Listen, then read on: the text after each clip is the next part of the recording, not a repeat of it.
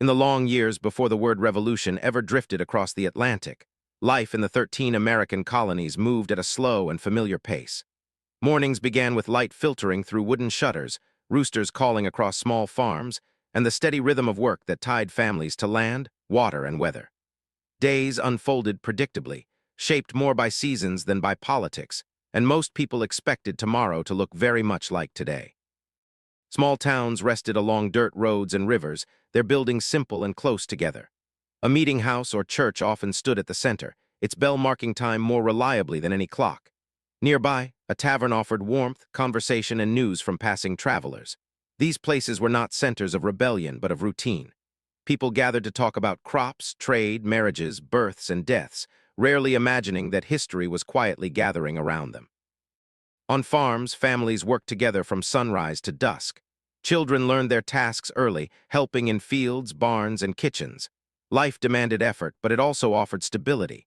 A good harvest meant security through winter, and neighbors depended on one another in times of illness or loss. Loyalty was local first, rooted in family and community rather than distant authority. In port cities like Boston, New York, and Charleston, the sound of water against wooden docks blended with voices calling out cargo lists and prices. Ships arrived from across the ocean, bringing cloth, tools, tea, and letters from England. The empire felt real here, but still far away. British flags fluttered above harbors, yet daily life remained firmly colonial, shaped by trade, habit, and personal ambition. Most colonists thought of themselves as British subjects. The king was a distant figure, more symbol than presence, and parliament was something read about, not felt. Laws existed, but they rarely intruded into ordinary routines. As long as trade flowed and taxes remained manageable, there was little reason to question the larger system holding everything together. Churches played a steady role in colonial life, offering comfort, moral guidance, and a shared sense of meaning. Sundays slowed the week, drawing families together in quiet reflection. Sermons spoke of duty, patience, and order, reinforcing the idea that the world had its proper place and rhythm. Change, when it came, was expected to be slow and deliberate. At night, homes settled into silence broken only by wind, insects, or distant animals. Candles flickered as families read aloud, mended clothing, or simply rested from the day's labor. These evenings carried no sense of approaching upheaval. Instead, they were filled with the calm belief that life, though demanding, was predictable and secure. The idea of rebellion did not yet exist in any meaningful way. There were complaints, of course, about prices or shortages or local disputes, but they were personal, not political. Few people imagined challenging an empire. Fewer still believed they were capable of doing so. Stability felt permanent, and permanence felt comforting. Yet beneath this calm surface, habits were forming that would later matter deeply. Colonists were used to managing their own affairs, solving problems locally, and relying on neighbors rather than distant officials. Independence was not a goal, but it was becoming a skill practiced quietly, day after ordinary day. This was the world before the storm, a place of routine and reassurance. Life moved gently forward, unaware that its very calmness was shaping people who would one day face extraordinary change, carrying familiar rhythms into an unfamiliar future. Across the Atlantic Ocean, the British Crown governed the American colonies with a light but steady hand, rarely seen yet always present. Authority flowed outward from London through paperwork, tradition, and expectation rather than daily force. For most colonists, imperial power felt like background weather, shaping conditions without demanding attention. Ships arrived, laws existed, and officials held titles, but ordinary lives continued uninterrupted. The empire did not shout its presence. It whispered through routines, customs, and assumptions that quietly framed what was possible, allowed, and expected in colonial life. This subtle influence felt natural, inherited, unquestioned, and comfortably familiar too. Governance in the colonies operated through layers that seemed orderly and distant. Royal governors represented the king, yet most decisions were handled locally by assemblies and councils. Laws arrived slowly, often adapted to colonial realities before enforcement. Trade rules guided what could be bought and sold, shaping ports and merchants gently over time. These systems created structure without urgency, allowing colonists to feel secure while remaining connected to a greater empire that promised stability, protection, and prosperity without constant supervision. It was power expressed through patience, tradition, and trust, rather than fear or force in everyday colonial affairs and governance. British military presence existed mostly at the edges of awareness. Soldiers were stationed to defend borders and trade routes, not to police daily behavior. Their red coats symbolized security more than control, especially after earlier wars had ended. Protection felt reassuring, a promise that danger would be kept far away. Yet even protection carries weight. Armies require funding, coordination, and obedience, and these quiet necessities slowly tighten the relationship between colony and crown. This balance remained calm for years, rarely questioned, slowly shaping expectations about authority, safety, and responsibility within an expanding imperial system that valued order and continuity globally. Trade connected the colonies to Britain more consistently than any official decree. Merchants followed regulations that benefited the empire, sending raw materials outward and receiving finished goods in return. This arrangement felt normal, even helpful, providing markets and opportunity. Over time, however, limits became noticeable. Certain paths were encouraged, others quietly blocked. Choice narrowed without announcement, and dependence grew invisibly, like roots spreading beneath soil, unnoticed until movement became difficult. This economic rhythm shaped daily decisions, linking household labor to distant policies few fully understood. It felt stable, dependable, and quietly restrictive at the same time for many colonists everywhere. The British Crown did not intend immediate conflict. Its systems were designed for efficiency, profit, and order across vast distances. From London, the colonies were pieces within a larger design, valuable but manageable. From America, that design felt gentle and far away. This imbalance of perspective mattered. Power that feels distant often goes unquestioned, yet distance can also soften loyalty, turning authority into abstraction rather than personal bond. In this space between presence and absence, curiosity quietly stirred, unnoticed, waiting for circumstances to give it shape. The empire felt secure, yet subtly incomplete in colonial minds over time and memory. Daily interaction with imperial authority often appeared through paperwork rather than presence.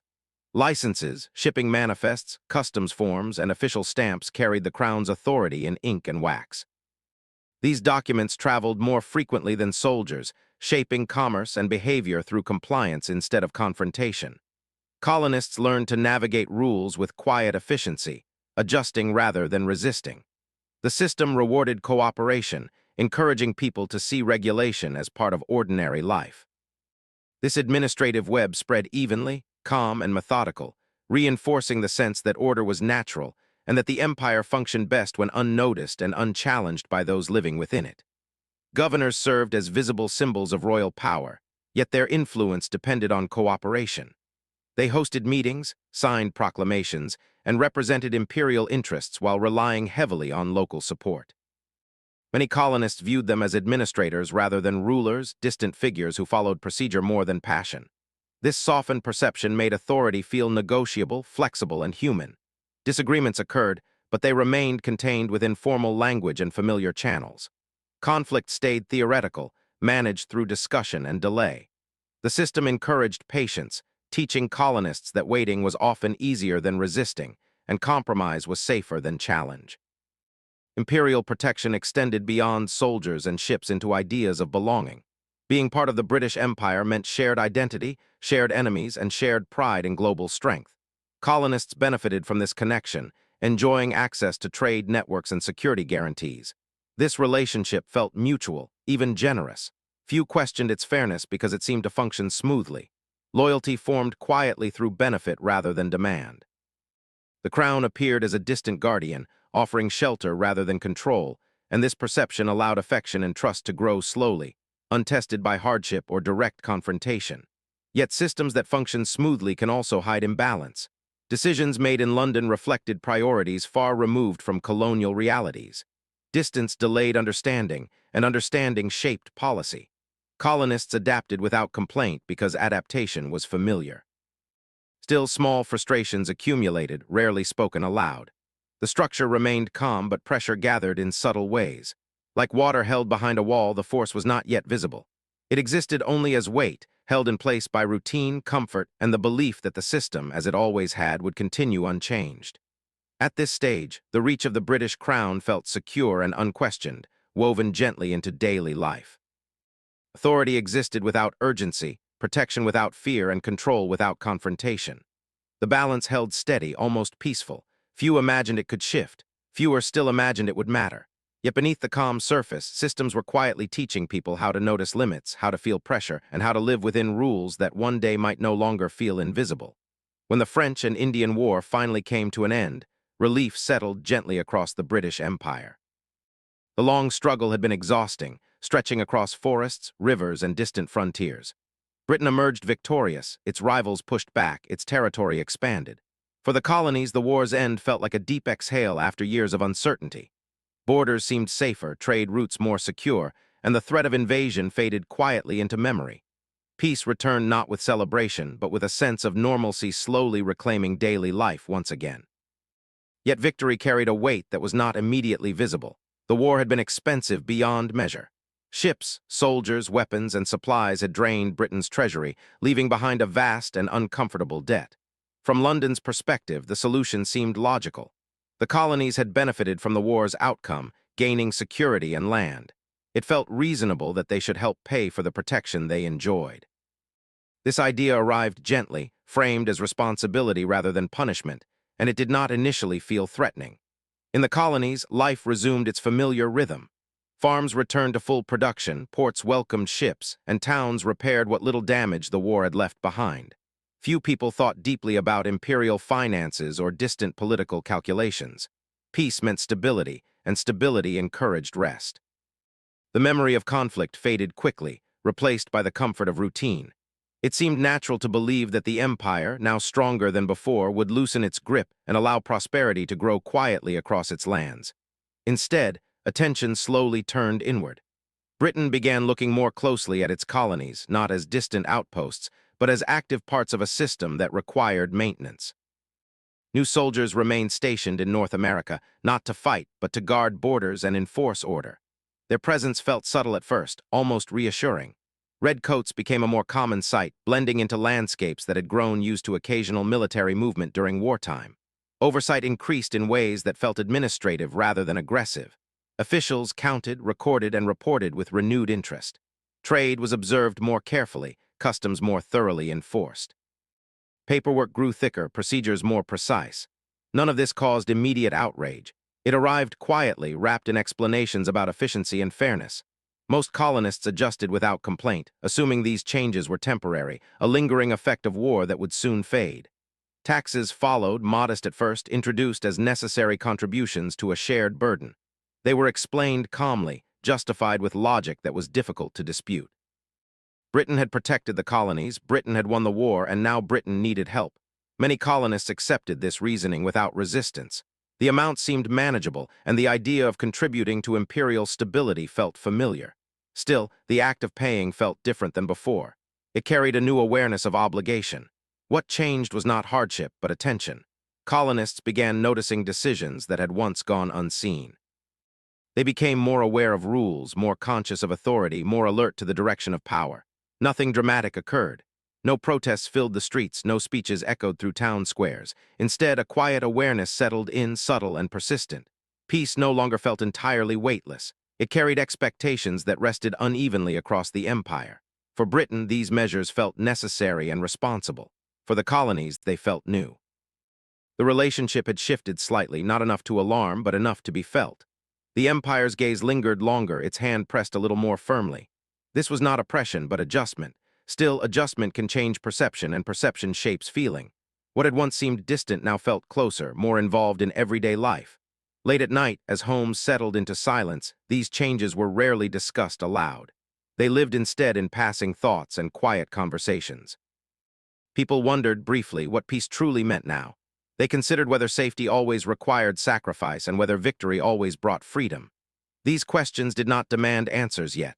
They simply existed, floating gently through the calm, waiting for a moment when they might matter more than comfort. The war was over, but its effects continued to unfold.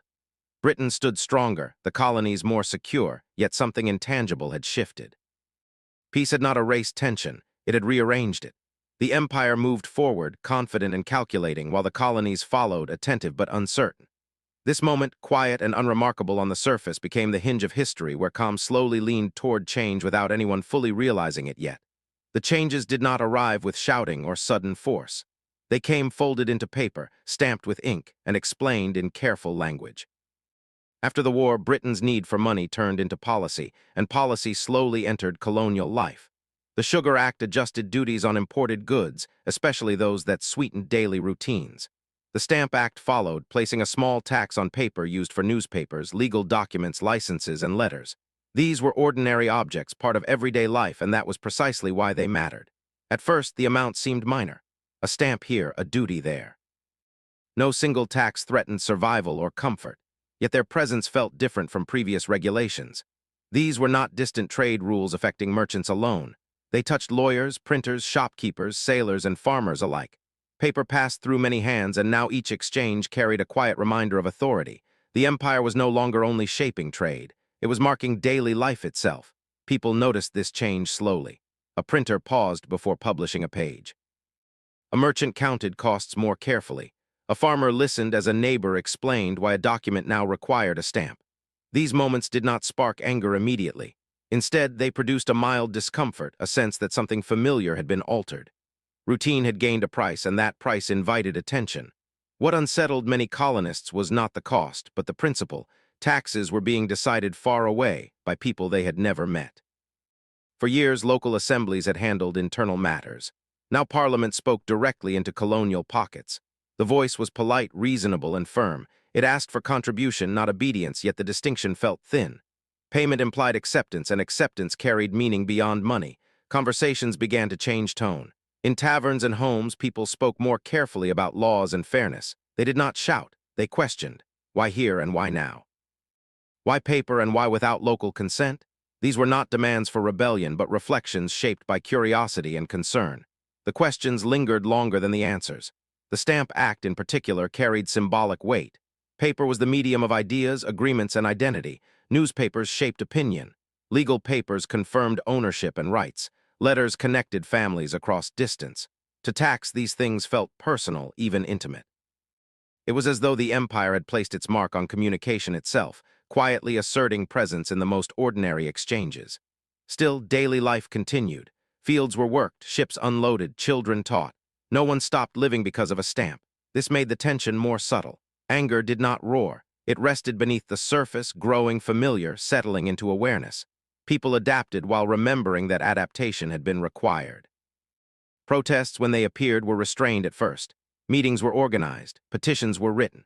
Words were chosen carefully, respectful but firm. Colonists expressed loyalty even as they questioned policy. They wanted to be heard, not to break away. Resistance took the form of thought rather than action, and thought spread quietly. What made the pressure feel heavier was its direction. Taxes moved inward, touching private spaces rather than distant markets. Oversight felt closer, more attentive. The empire seemed to be watching, counting, and recording. This attention did not feel hostile, but it felt new. Being noticed can be unsettling when one is used to moving freely. Some people paid without complaint, believing the situation would pass.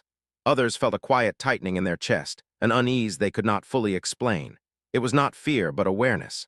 A realization that comfort depended on decisions made elsewhere, and that those decisions might continue. Late at night, these thoughts drifted through quiet rooms. People wondered how much pressure it truly took before something changed. They considered why small taxes felt heavier than larger ones ever had. Perhaps it was because these marks on paper left traces in the mind, reminding people of limits they had not known before. Nothing had broken yet. Loyalty still existed, strong and sincere, but it had begun to stretch just slightly. The empire had asked for more, and in doing so, it had invited reflection. Calm remained, but beneath it, something thoughtful and restless had begun to form, waiting patiently for what might come next. Ideas rarely announced themselves with noise. They arrived softly, carried by voices, pages, and moments of shared attention. In the colonies, as new laws settled into daily life, thought began to move in quiet ways. Taverns became more than places of rest. Pamphlets became more than paper. Conversation itself began to carry a different weight, gentle but persistent, like a current beneath still water. Taverns were warm spaces where time slowed. Candles burned low, mugs rested on rough tables, and strangers became familiar through repeated meetings.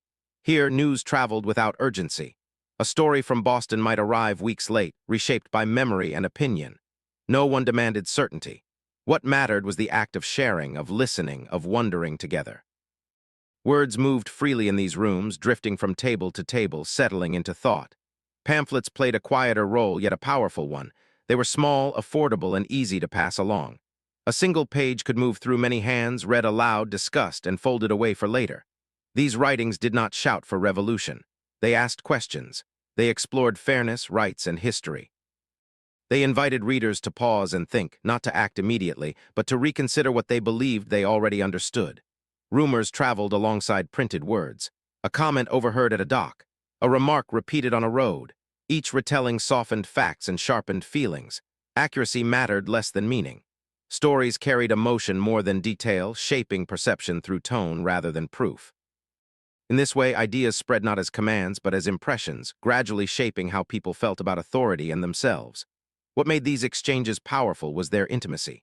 Ideas were not imposed from above. They were shared among equals. A neighbor spoke to a neighbor. A friend read to a friend. This made thought feel personal rather than political. It allowed curiosity to grow without fear. People could explore ideas privately before ever expressing them aloud, letting meaning settle at its own pace. Most conversations remained calm. There was no single voice guiding them, no unified direction. Some people defended British authority, others questioned it gently. Many listened without choosing sides. This lack of urgency created space. Without pressure to decide, thought deepened. Reflection replaced reaction, and reflection can be quietly transformative. The power of these ideas lay in repetition. A question heard once might be ignored. Heard again, it lingered. Over time, familiar phrases began to sound different. Concepts like representation, consent, and fairness took on new clarity. They were no longer abstract. They connected to taxes paid, papers stamped, and choices limited. Meaning emerged slowly, shaped by lived experience. Importantly, this exchange of ideas did not feel dangerous at first. It felt thoughtful, even comforting. People enjoyed the sense of understanding something larger than themselves. They felt connected through shared inquiry. There was pleasure in discussion, in recognizing that others felt the same quiet unease. This shared awareness reduced isolation, making concern feel manageable rather than overwhelming. Authorities noticed little of this at first. Conversations leave no record. Pamphlets vanish into pockets and shelves. Thought is difficult to measure. That was its strength. Ideas moved without drawing attention, crossing boundaries without resistance. They did not challenge power directly. They questioned it internally, where change often begins. Late at night, when taverns emptied and homes grew quiet, these ideas continued their work. People lay awake, replaying conversations, rereading lines, considering possibilities. They did not imagine rebellion. They imagined fairness. They imagined being heard. They imagined a future that felt more balanced, more respectful, more their own. Words traveled faster than armies because they required no supply lines. They needed only attention. An idea shared quietly could reshape perception without leaving a trace. This made it powerful and unsettling, though few recognized it yet. Thought was becoming movement, even if no one called it that. The colonies remained calm on the surface. No banners flew, no shots rang out.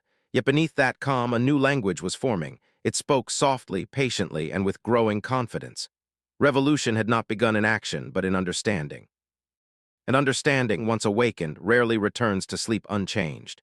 By the winter of 1770, the air in Boston carried a tension that was difficult to name but impossible to ignore. British soldiers had been stationed in the city for some time. Their presence meant to maintain order, not provoke unrest. They walked the streets in red coats, stood guard near customs houses, and became part of the daily scenery. Most days passed quietly.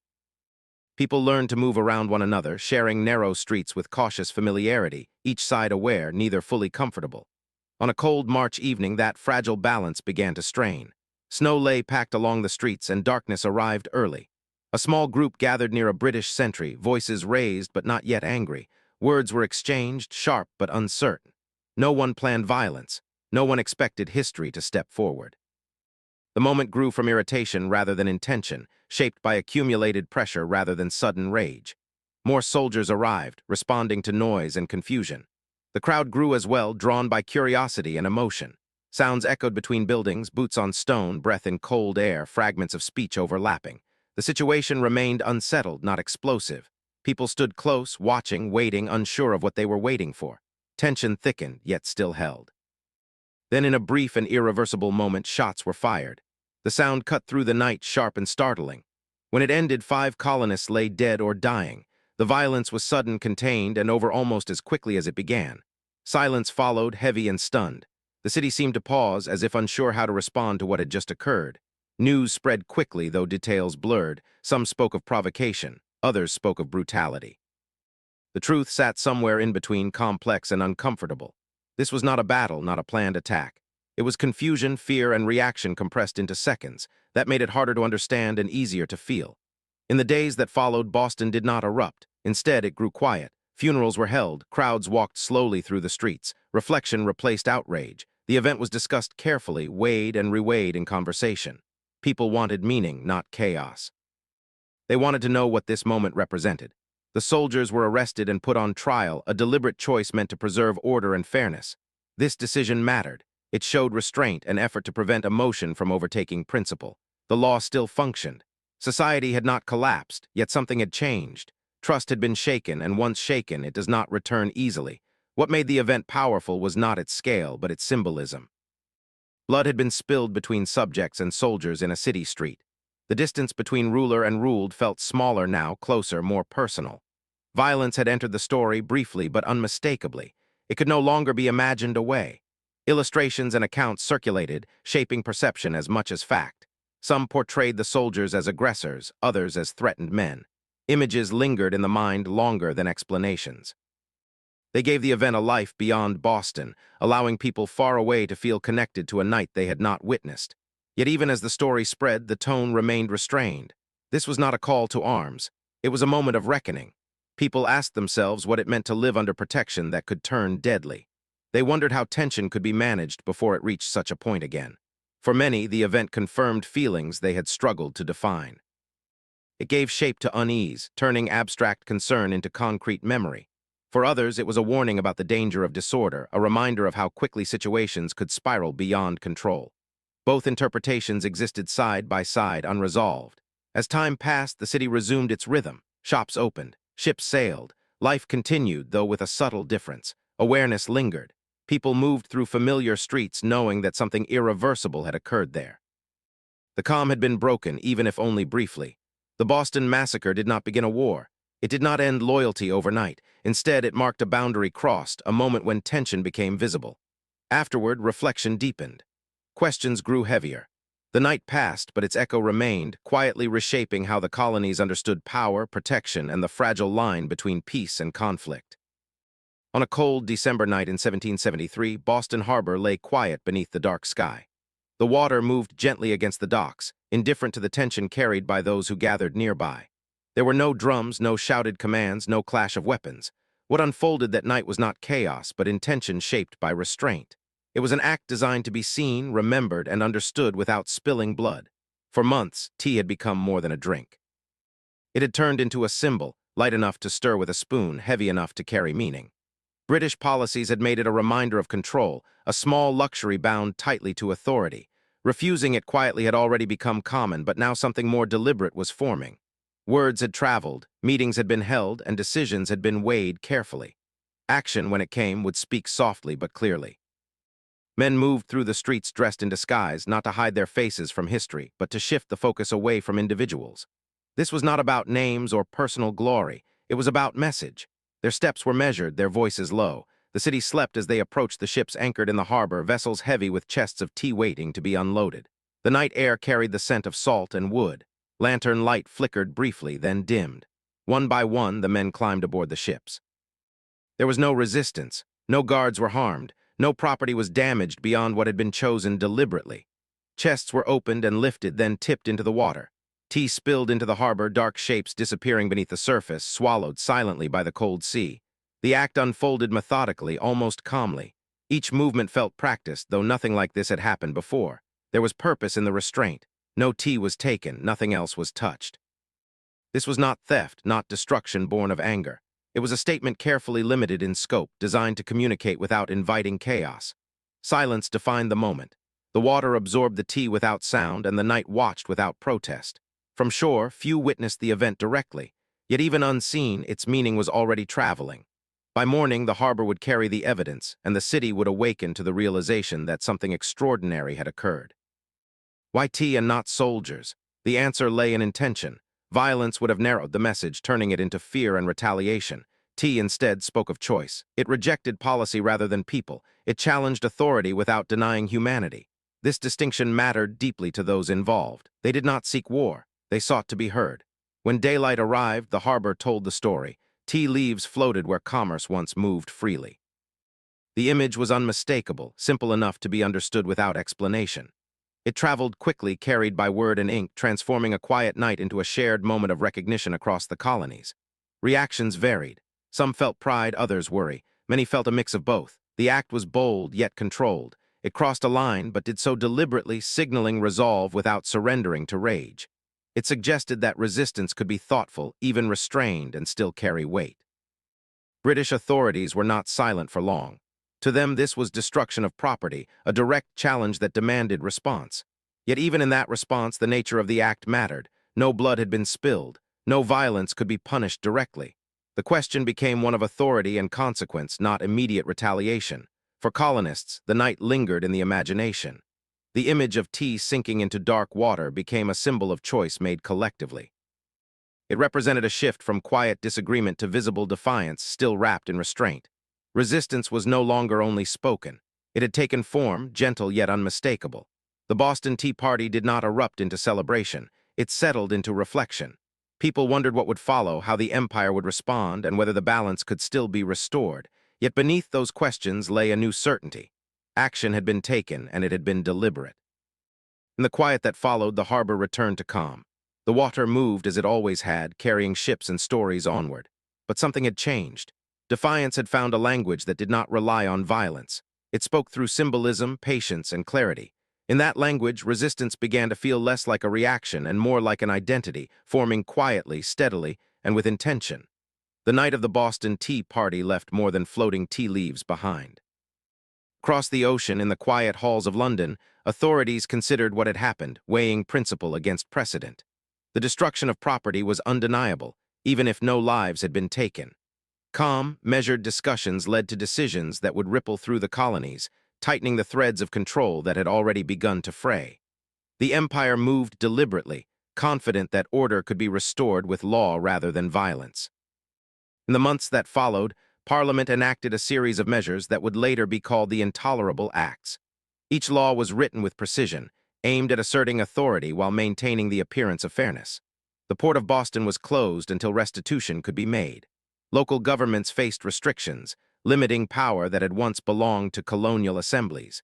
Judges were appointed rather than elected, shifting influence toward representatives of the crown.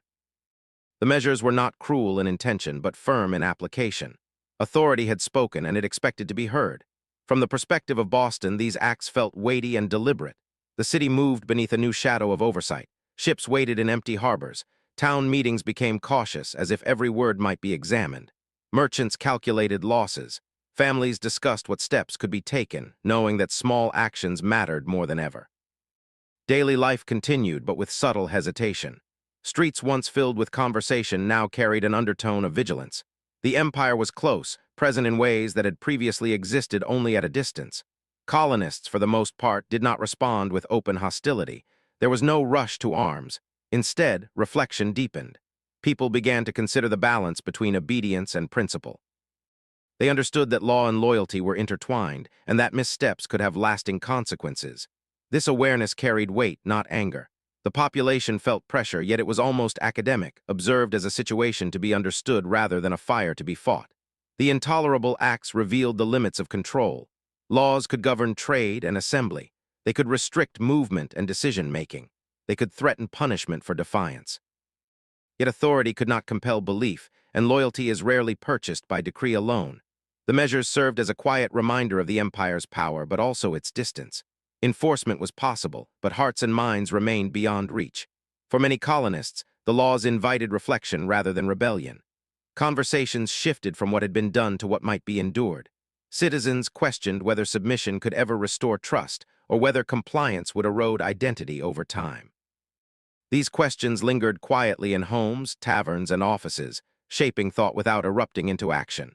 Curiosity and concern mingled, creating a fertile ground for ideas that had long circulated in pamphlets and tavern talks. The calm narration of events, if observed closely, contrasted with the growing tension beneath.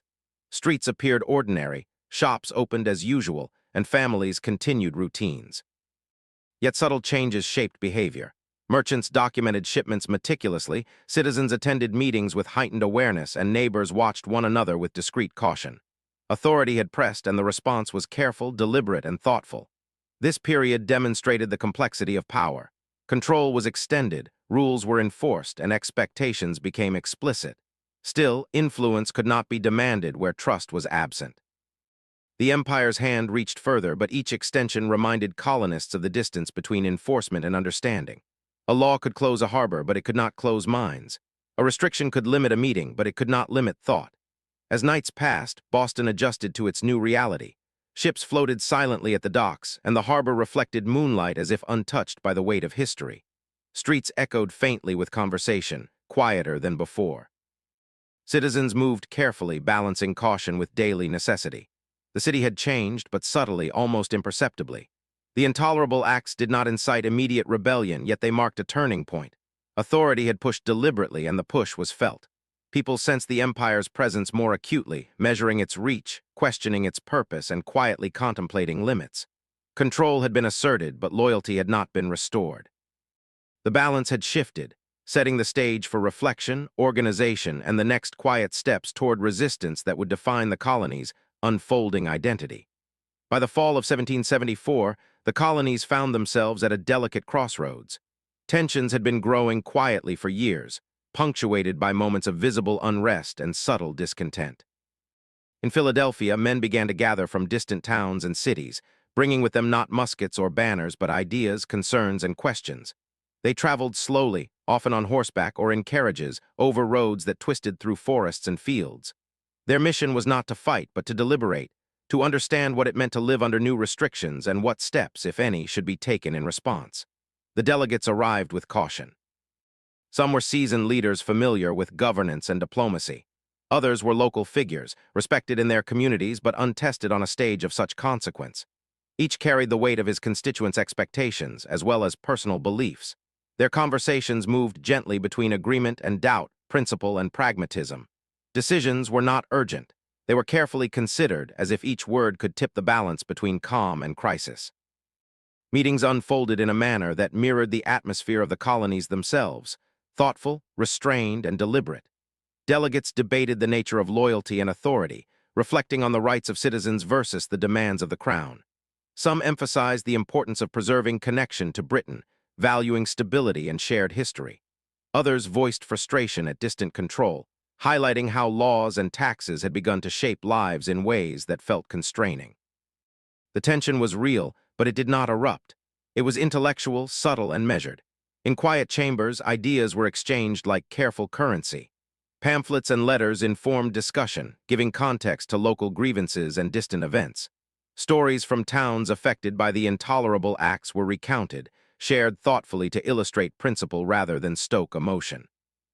Delegates listened as much as they spoke, recognizing that patience and reflection were as important as speech in shaping decisions that would ripple far beyond Philadelphia's streets.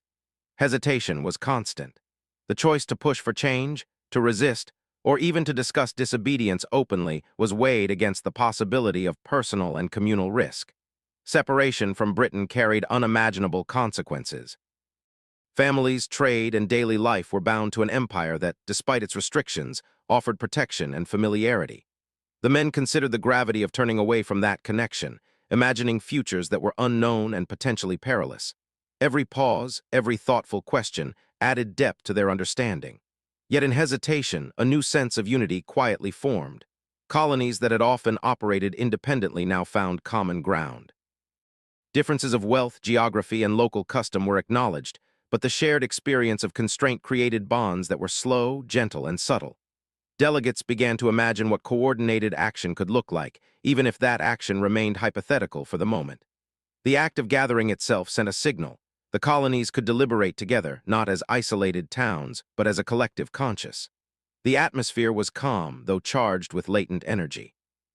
Night fell over Philadelphia, and oil lamps flickered against walls filled with maps and ledgers. Discussions continued into quiet hours, often punctuated by reflection and careful note-taking. Men considered petitions, boycotts, and other measures that required no bloodshed. They imagined the consequences, weighing risk against principle, and listening carefully to the subtle voices of caution and conviction alike. In these moments, history seemed to pause.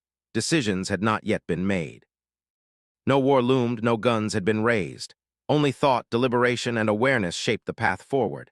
The active meeting of choosing words and strategies with care became an event in itself, a demonstration that resistance could begin with reflection, patience, and dialogue.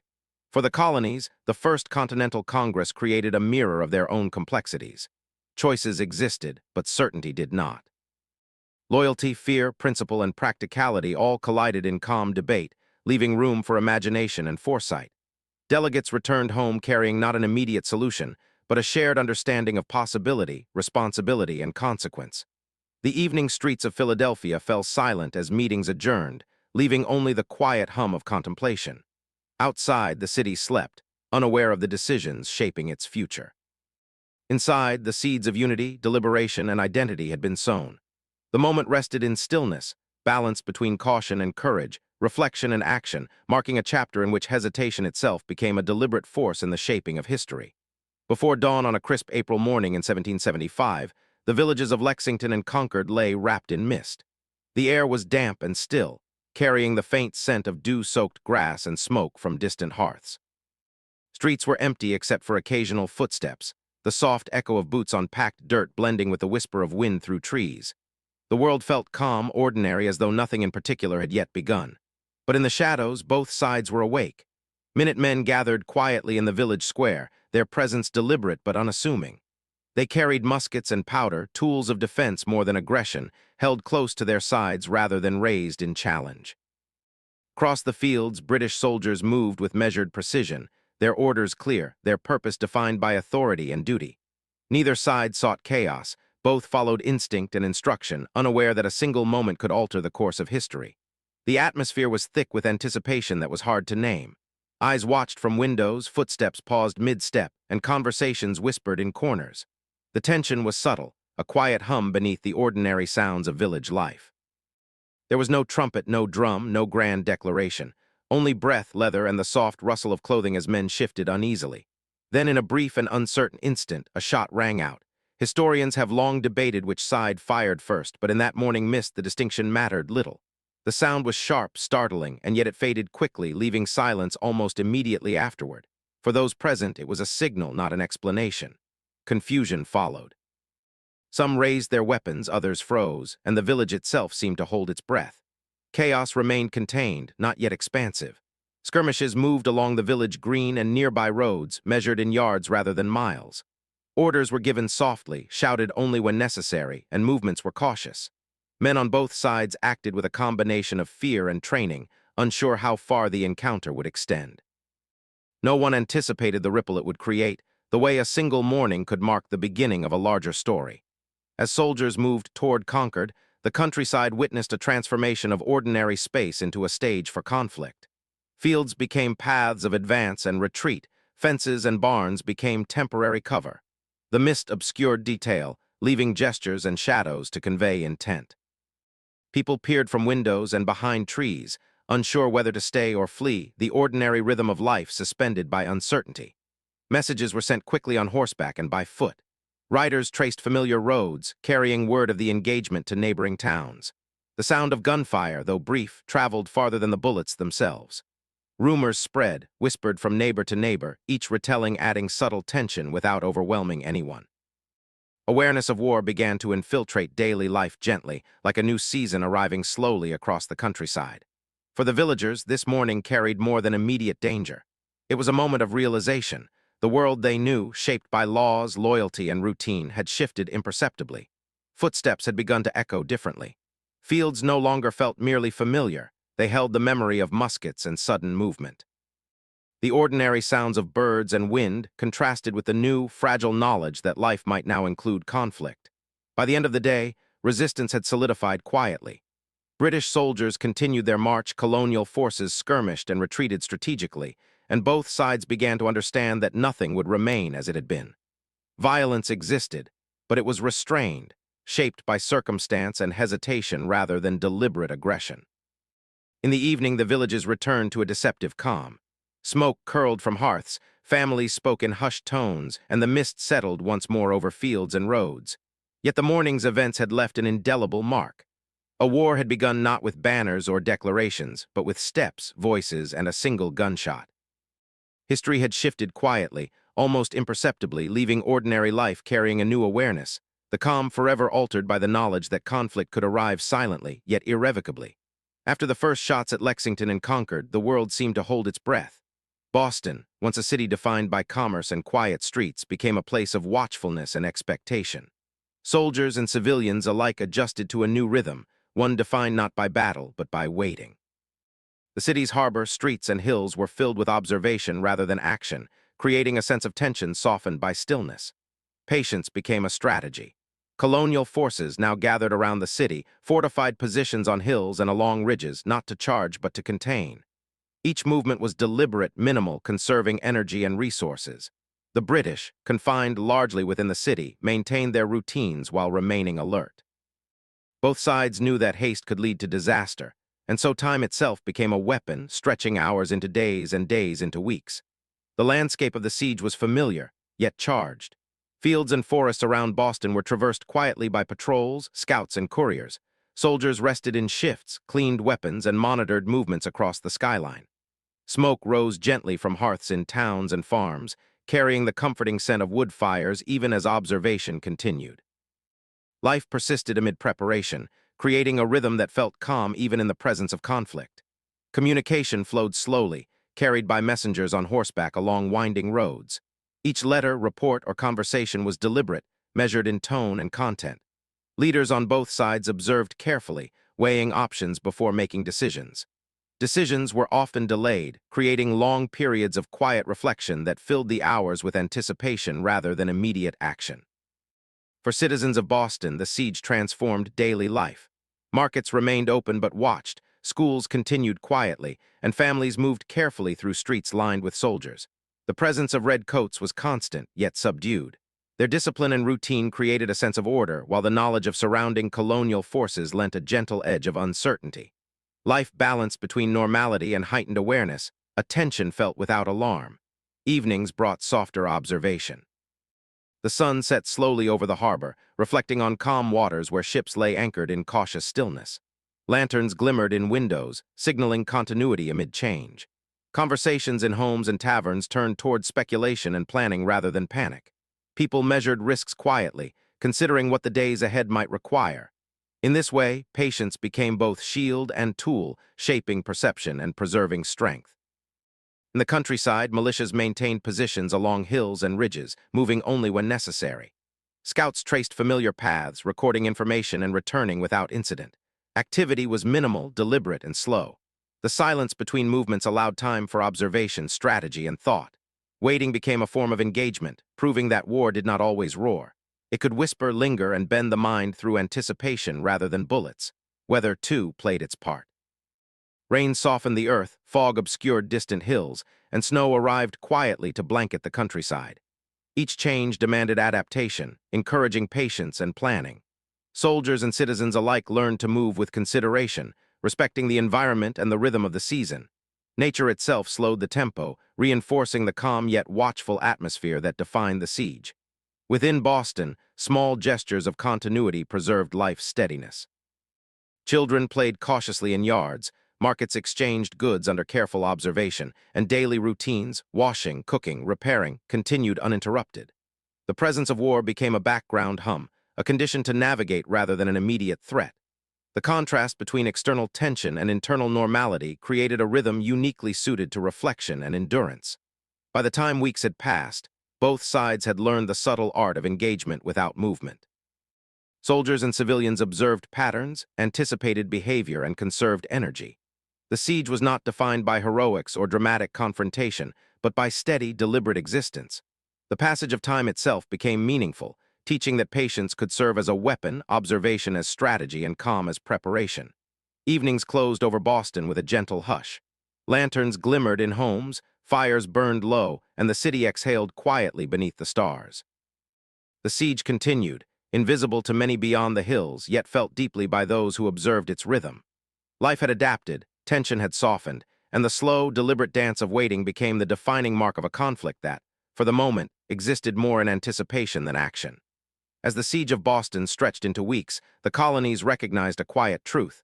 Their resistance required coordination, leadership, and someone who could unify disparate militias under a single purpose. They needed a figure who could command respect without demanding it, who could guide with presence rather than force. The choice would not be easy, and the qualities sought were subtle: dignity, patience, and the ability to inspire confidence through action, not words. George Washington's name emerged almost reluctantly. He was a man of experience from previous military service, yet he did not crave authority. He carried himself with composure rather than bravado, attentive to detail yet willing to defer to the counsel of others. To many, he seemed calm in the face of uncertainty, a steady hand when moments demanded discretion.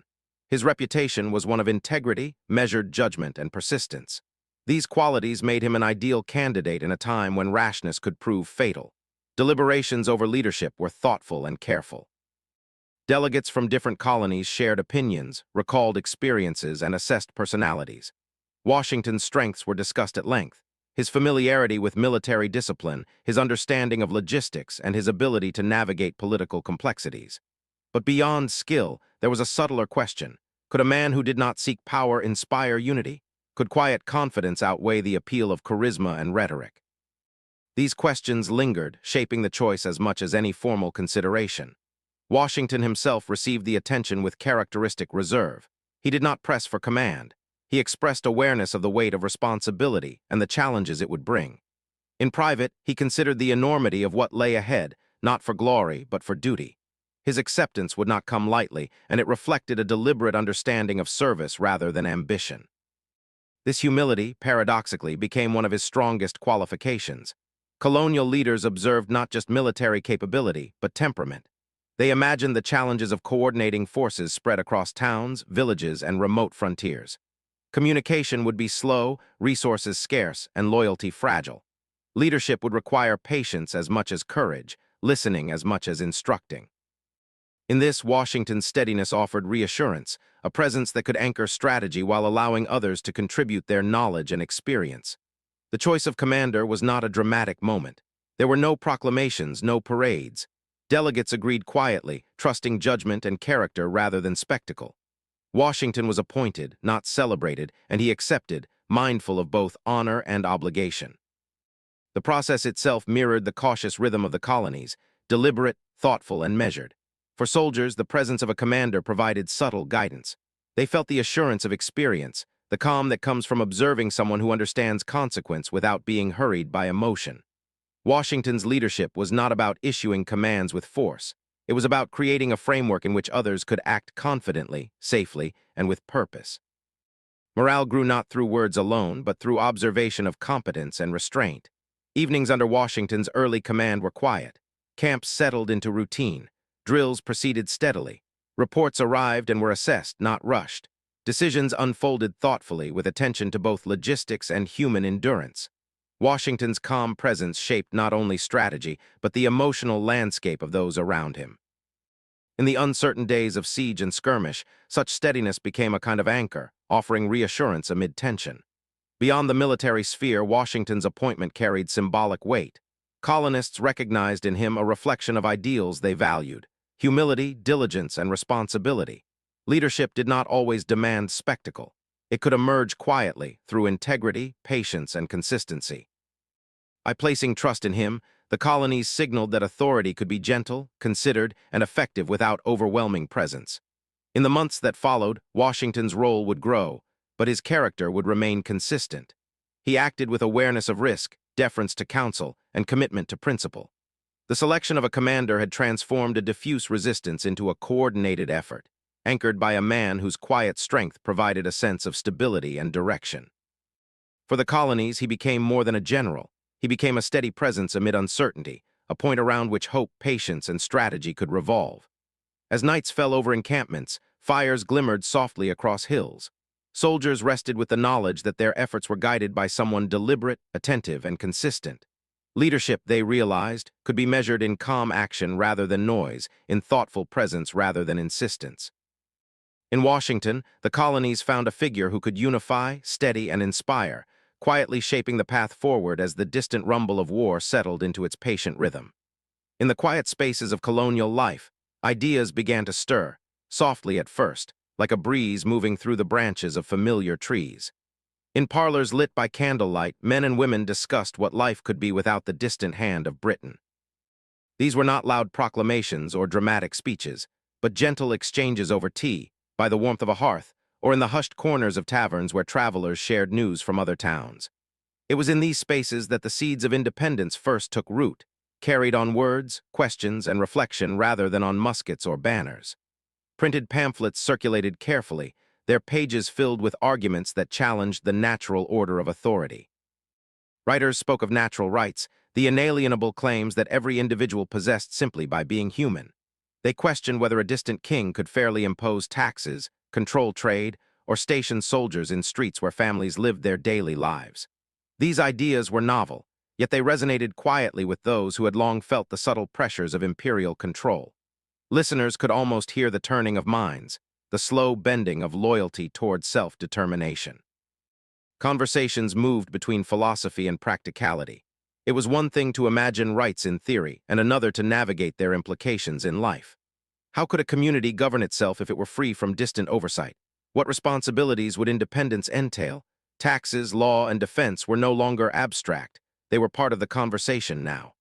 People began to weigh the cost of liberty, not as a rallying cry, but as a question to be answered thoughtfully. In taverns, the debate was quiet yet vibrant. Voices rose occasionally, not in anger but in wonder and curiosity. Neighbors asked one another what freedom might look like, how it could be achieved without undoing the delicate fabric of everyday life. The questions themselves were enough to begin change. Each conversation spread subtly, adding depth to the sense that something different, something unprecedented, was possible. Ideas moved like ripples in water, gentle and persistent, reaching farther than anyone could track. Philosophers and thinkers contributed their reflections through writing, allowing distance to add weight to the words. A pamphlet sent from Boston might find its way into a farmhouse in Pennsylvania, where a farmer or his family considered the implications quietly in the evening light. Ideas became companions, almost invisible yet profoundly present, shaping thought without demanding immediate action. There was no urgency, only awareness, and the calm curiosity of listeners allowed them to absorb concepts at their own pace. Ordinary citizens, too, began to feel the shift. Conversations in marketplaces, at river crossings, and along dusty roads carried the same questions. Children might overhear adults pondering the fairness of governance or the morality of obedience. The accumulation of quiet reflection created a collective consciousness, subtle but significant. The notion of independence was not yet a plan. It was a feeling, a gentle recognition that life could be arranged differently, more justly, more freely. Even as discussions continued, loyalty to the crown lingered, soft but present. The colonists were not yet rebels. They were thinkers and observers, measuring each idea against experience and tradition. This balance of reflection and loyalty made the eventual shift toward independence more profound. It was a choice slowly emerging from thought rather than emotion, from careful consideration rather than impulse. The rhythm of daily life persisted alongside these ideas. Families tended gardens, merchants prepared shipments, and children played in streets that seemed unchanged. Yet beneath the surface, minds were stretching, imagining alternative futures. The quiet awareness of possibility began to shape actions, however subtly. Letters composed with care, petitions drafted with precision, gatherings held for discussion rather than celebration. Thought itself became a gentle force for change. Questions circulated naturally, embedded in reflection. Could a distant idea grow into collective resolve? Might a single question whispered in a home or read in a pamphlet eventually inspire coordinated action? The process was not immediate, and it did not demand intensity. Instead, it relied on the slow, patient accumulation of understanding, curiosity, and dialogue. By the end of these early exchanges, independence existed first as a concept rather than a declaration. It was a quiet, reflective revolution of thought, a gentle bending of loyalty toward the notion that governance could serve the people rather than the distant crown. In this calm, meditative space, listeners sensed the very beginnings of a monumental journey, one shaped by ideas, conversation, and the patient unfolding of collective imagination. Philadelphia, in the summer of 1776, became a quiet stage for extraordinary deliberation. Delegates from across the 13 colonies arrived, carrying letters, petitions, and their own convictions. The city's streets hummed softly with the arrival of carriages, horses, hooves clicking against cobblestones, and the occasional greeting exchanged between neighbors. Yet beneath this ordinary rhythm, a subtle tension threaded through the air. the kind that grows from the knowledge that each choice carries weight far beyond the walls of the meeting hall. Inside the assembly rooms, the atmosphere was one of careful attention. Men moved with deliberation, reading correspondence, consulting notes, and exchanging thoughts in low, measured tones. The conversation was not hurried. Every statement was weighed, every pause intentional. The stakes were extraordinary, yet the delivery was calm, reflecting the thoughtfulness of those present. Delegates understood that hastiness could cloud judgment, and that words chosen in haste might ripple through history in ways impossible to control. Debates unfolded slowly, exploring both principle and practicality. Some argued that independence was necessary, that the Crown's repeated impositions on trade, law, and daily life had exhausted the possibilities for reconciliation. Others counseled patience, emphasizing negotiation and the risks of separation. Questions were asked gently, yet persistently.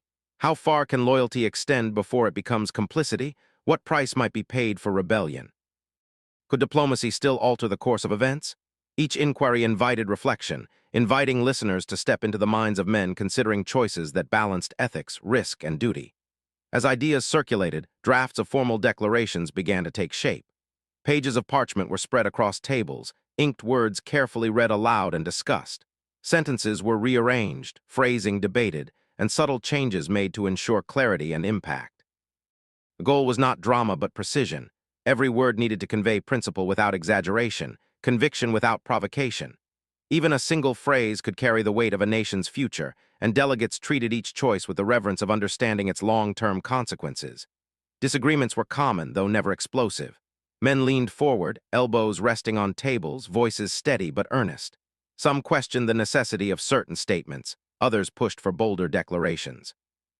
Compromise became the art that guided the room, balancing assertiveness with caution. Listeners might imagine the careful back and forth, the gentle hum of debate under chandeliers, the scribbling of notes, and the quiet rustle of paper as drafts evolved. This was history being made not through force, but through measured intellect and human connection.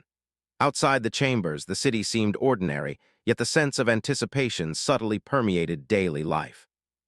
Citizens noticed the influx of delegates and the unusual number of carriages on the streets, yet the work continued with calm routine. Merchants opened shops, children played in quiet courtyards, and neighbors exchanged observations in hushed tones. The juxtaposition of extraordinary decision-making and ordinary life reinforced the gravity of the discussions, highlighting the extraordinary care with which the future was being shaped. Within the hall, attention to detail extended to the smallest of matters. Commas and clauses, the order of sentences, and the tone of proclamations were all debated with care. Delegates understood that the message needed to reach not only their contemporaries but future generations. It needed to articulate justification for independence while maintaining moral clarity. The process was meticulous, requiring patience, reflection, and careful listening. Each moment of hesitation, each consideration, strengthened the sense that these men were shaping history with thoughtfulness rather than impulse. As discussions progressed, consensus began to emerge. The delegates recognized a shared commitment to principles that transcended individual colonies or personal interests. Freedom, representation, and the right to self-governance became common threads weaving through speeches, notes, and drafts. The process was slow, deliberate, and profoundly human, allowing the audience to feel the weight of decision without the sharpness of alarm. The drafting of the declaration became both an intellectual and emotional exercise. Delegates understood that words carried power, that each phrase would influence not just contemporaries but future generations. They balanced caution with courage, reflection with resolve, and rhetoric with substance. Listeners can sense the rhythm of thought and debate. Pause, speak, consider, revise. The act of writing became an extension of reflection itself, the careful crafting of sentences a mirror of the careful crafting of a nation's future. By the time drafts were completed and refined, a quiet clarity emerged. Independence was no longer a distant idea discussed in pamphlets or taverns. It had become a tangible possibility, articulated through words chosen with care and deliberation. The deliberative process had allowed uncertainty to coexist with conviction, reflection to coexist with purpose, and discussion to coexist with eventual decision. The assembly left the chamber each day with a growing awareness of the monumental choice before them. Conversations continued quietly in hallways, over meals, and in evening walks along cobblestone streets. Listeners are invited to inhabit this space of calm deliberation. sensing the deliberate rhythm of thought that transforms uncertainty into resolve. The weight of freedom, measured carefully in ink and reflection, hung in the air gently, preparing both delegates and audience for the pivotal moment when ideas would take the final, deliberate step into history. The summer sun hung low over Philadelphia, casting long shadows across streets that had grown accustomed to the slow rhythm of deliberation. Inside the assembly hall, the delegates gathered once more, their faces illuminated by the soft glow of lanterns and the pale light filtering through high windows. This day carried a quiet gravity, unlike any other. The abstract notions of liberty and self-governance, which had lingered as conversation and contemplation for months, were about to take formal, tangible shape. The Declaration of Independence was presented, its words deliberate, precise, and carefully chosen. Unlike the roar of cannon or the clash of muskets, this revolution spoke in sentences and clauses, in the cadence of thought made permanent on parchment. Each line was crafted to articulate principle, explain reason, and justify action, creating a bridge between ideas and the people they represented. Listeners can imagine the careful reading aloud, the pause after each phrase, the sense of respect for the weight of what was being uttered. Delegates listened attentively, absorbing each phrase and considering its implications. There was no need for haste.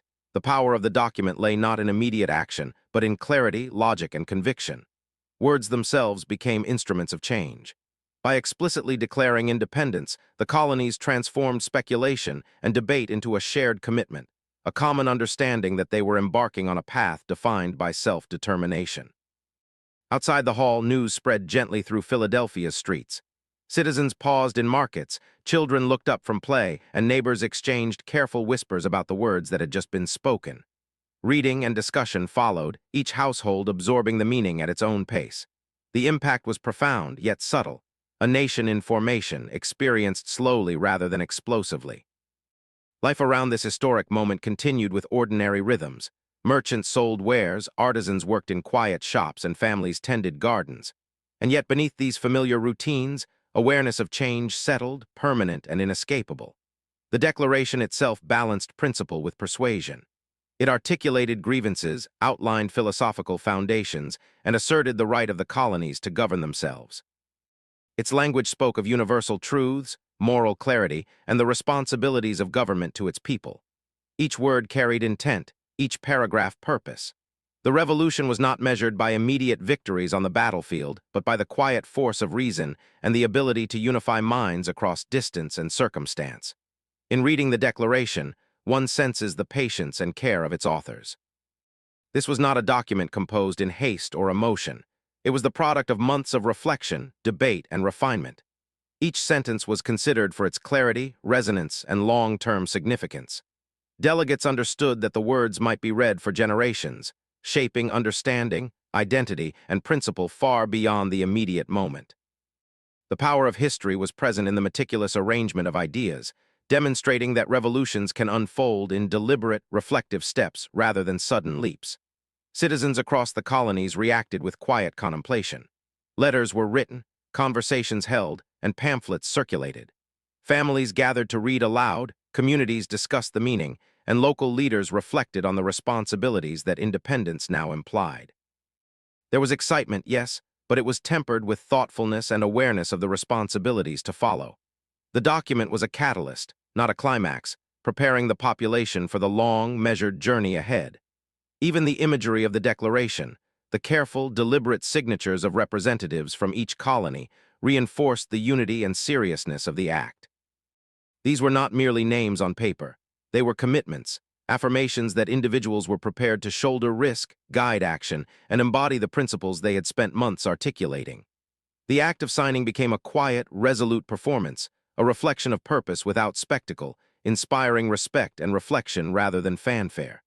The adoption of the Declaration transformed abstract thought into collective action.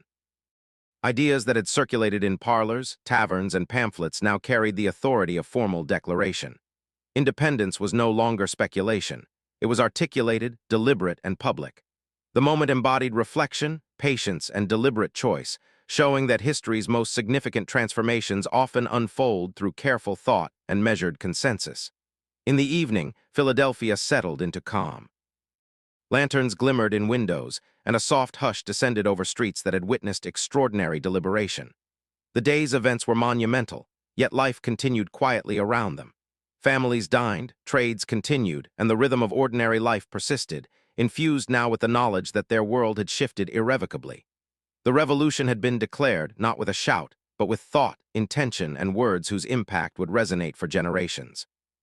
For listeners, this moment serves as both climax and reflection, a demonstration that monumental change can emerge from patience, reason, and careful articulation.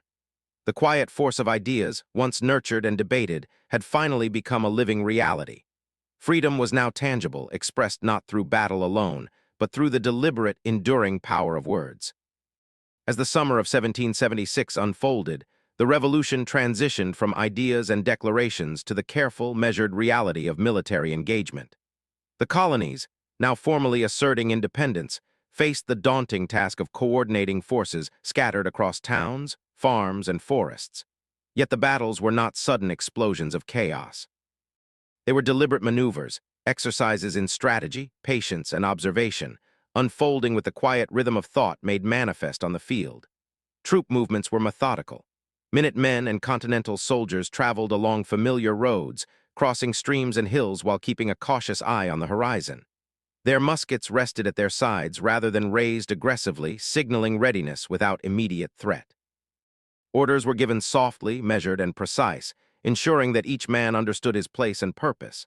Scouts moved ahead to observe enemy positions, sending reports back to commanders with careful attention to accuracy and timing.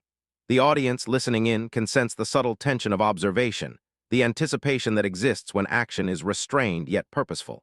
Encampments became the backbone of strategy. Soldiers dug trenches, reinforced fences, and established supply points. Fires burned steadily, casting warm light against tents and makeshift shelters, while the murmurs of conversation carried instructions, updates, and encouragement.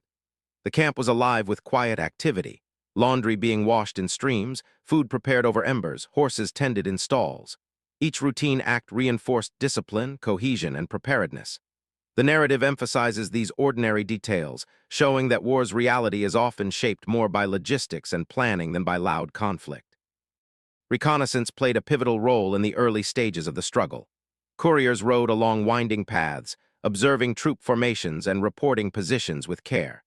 Spies and informants gathered information discreetly, returning with details that could determine the placement of forces or the timing of maneuvers. Listeners are guided through these processes with a calm, measured cadence, emphasizing thoughtfulness over drama. Even small decisions, where to station a sentry, how to position a battery of artillery, carried weight, yet unfolded gently in narration, allowing the audience to follow without feeling alarmed. Skirmishes occurred, brief and contained. The sound of gunfire was occasional rather than constant, echoing across fields or through the forests, fading quickly into silence. These encounters were tactical, designed to probe enemy strength, protect supply lines, or test morale. Soldiers learned to act with restraint, measuring every move to avoid unnecessary loss while gaining valuable experience. The story of these early engagements is one of careful adjustment, a sequence of small, deliberate choices rather than dramatic, sweeping conflict. The landscape itself became a participant in strategy. Mist clung to valleys in the mornings, forests provided cover, and streams dictated movement. Commanders considered terrain as carefully as men or supplies. A hilltop might offer observation but leave troops exposed. A river crossing could delay movement but provide natural defense. Listeners are invited to imagine the slow, deliberate assessment of fields, roads, and weather, recognizing that war is as much a mental exercise as a physical one. Communication, though slower than modern standards, shaped every decision. Orders were relayed with clarity and repetition, ensuring that troops remained coordinated. Couriers became lifelines, their careful journeys carrying the thread of command across miles. The suspense was gentle, created by the anticipation of information rather than sudden danger. Observers could sense the interplay of preparation and patience, the way strategy moved subtly, quietly, and inexorably toward its goals. Even in moments of tension, reflection remained central. Soldiers observed, assessed, and adjusted. Leaders consulted one another, weighing options, considering outcomes, and imagining consequences before acting. Each maneuver was a question in motion: how far to advance, where to hold, when to retreat. The audience, guided by calm narration, can follow this process as if walking alongside the commanders, feeling engagement through observation rather than alarm. By the end of these early encounters, a pattern emerged. Conflict was present but contained, progress was measured, and understanding grew among both officers and men. The revolution was no longer abstract thought. It was disciplined, thoughtful action unfolding gradually across the countryside.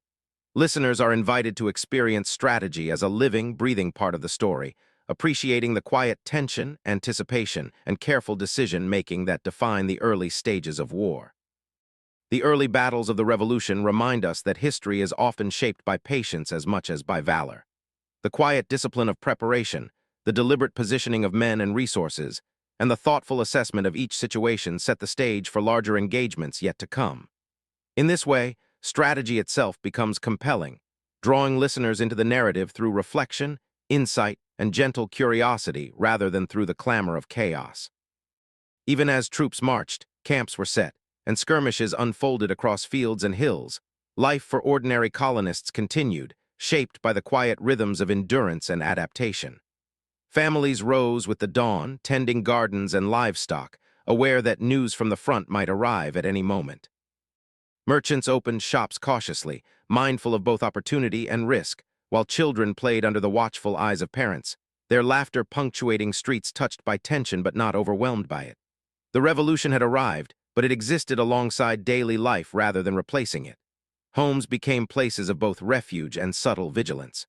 Cooking fires glimmered in kitchens, washing hung on lines that stretched across yards, and bread was kneaded with care.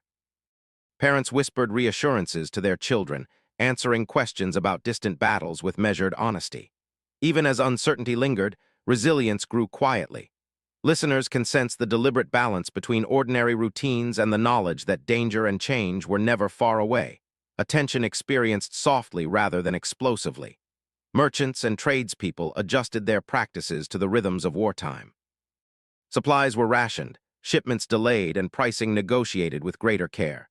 Decisions were made with patience, accounting not just for profit, but for sustainability and survival. A blacksmith might spend hours repairing tools essential for both domestic life and military support, while a tailor ensured uniforms and clothing were mended with quiet precision. Each action, though small, carried significance in sustaining the community through uncertain times. News traveled slowly, carried by messengers on horseback or letters tucked into satchels. Families gathered in the evenings to read updates aloud, piecing together the progress of skirmishes and the movements of distant armies. Conversations in taverns, markets, and private homes reflected cautious curiosity. Speculation mingled with concern, and ideas were tested gently among neighbors. The audience can imagine this ebb and flow of information, understanding that emotional investment was real but moderated, allowing life to proceed with both attention and calm. Adaptation became a subtle art. Communities organized local watches, coordinated supplies, and assisted those displaced or in need. The invisible tension of potential conflict encouraged cooperation rather than panic. Individuals learned to adjust their schedules, conserve resources, and anticipate change without succumbing to fear. Listeners experienced these quiet adaptations as a testament to human resilience, emphasizing reflection and observation over dramatized peril. Personal courage emerged in small, deliberate ways. A parent walking children along roads shared by soldiers, a farmer transporting food to a neighboring settlement, a shopkeeper maintaining calm in the face of uncertainty, all demonstrated bravery not through bold gestures, but through steadfastness. These acts, often unnoticed in the larger scope of history, shaped the social fabric, sustaining morale and continuity. For late-night listeners, this depiction provides gentle inspiration, a sense of heroism that is intimate and relatable rather than overwhelming. Even in moments of scarcity, patience proved essential. Families rationed meals, mended clothing, and repaired homes with care. Decisions were slow, considered, and collaborative, reinforcing bonds within communities. The revolution was present, yet it did not dominate the lives of those far from battlefields. Life unfolded with an intertwined sense of continuity and cautious attention, offering listeners a rhythm that is immersive yet soothing. Religious and social gatherings persisted, albeit with awareness of external pressures. Churches held services, small meetings convened for support or planning, and neighbors exchanged guidance and comfort.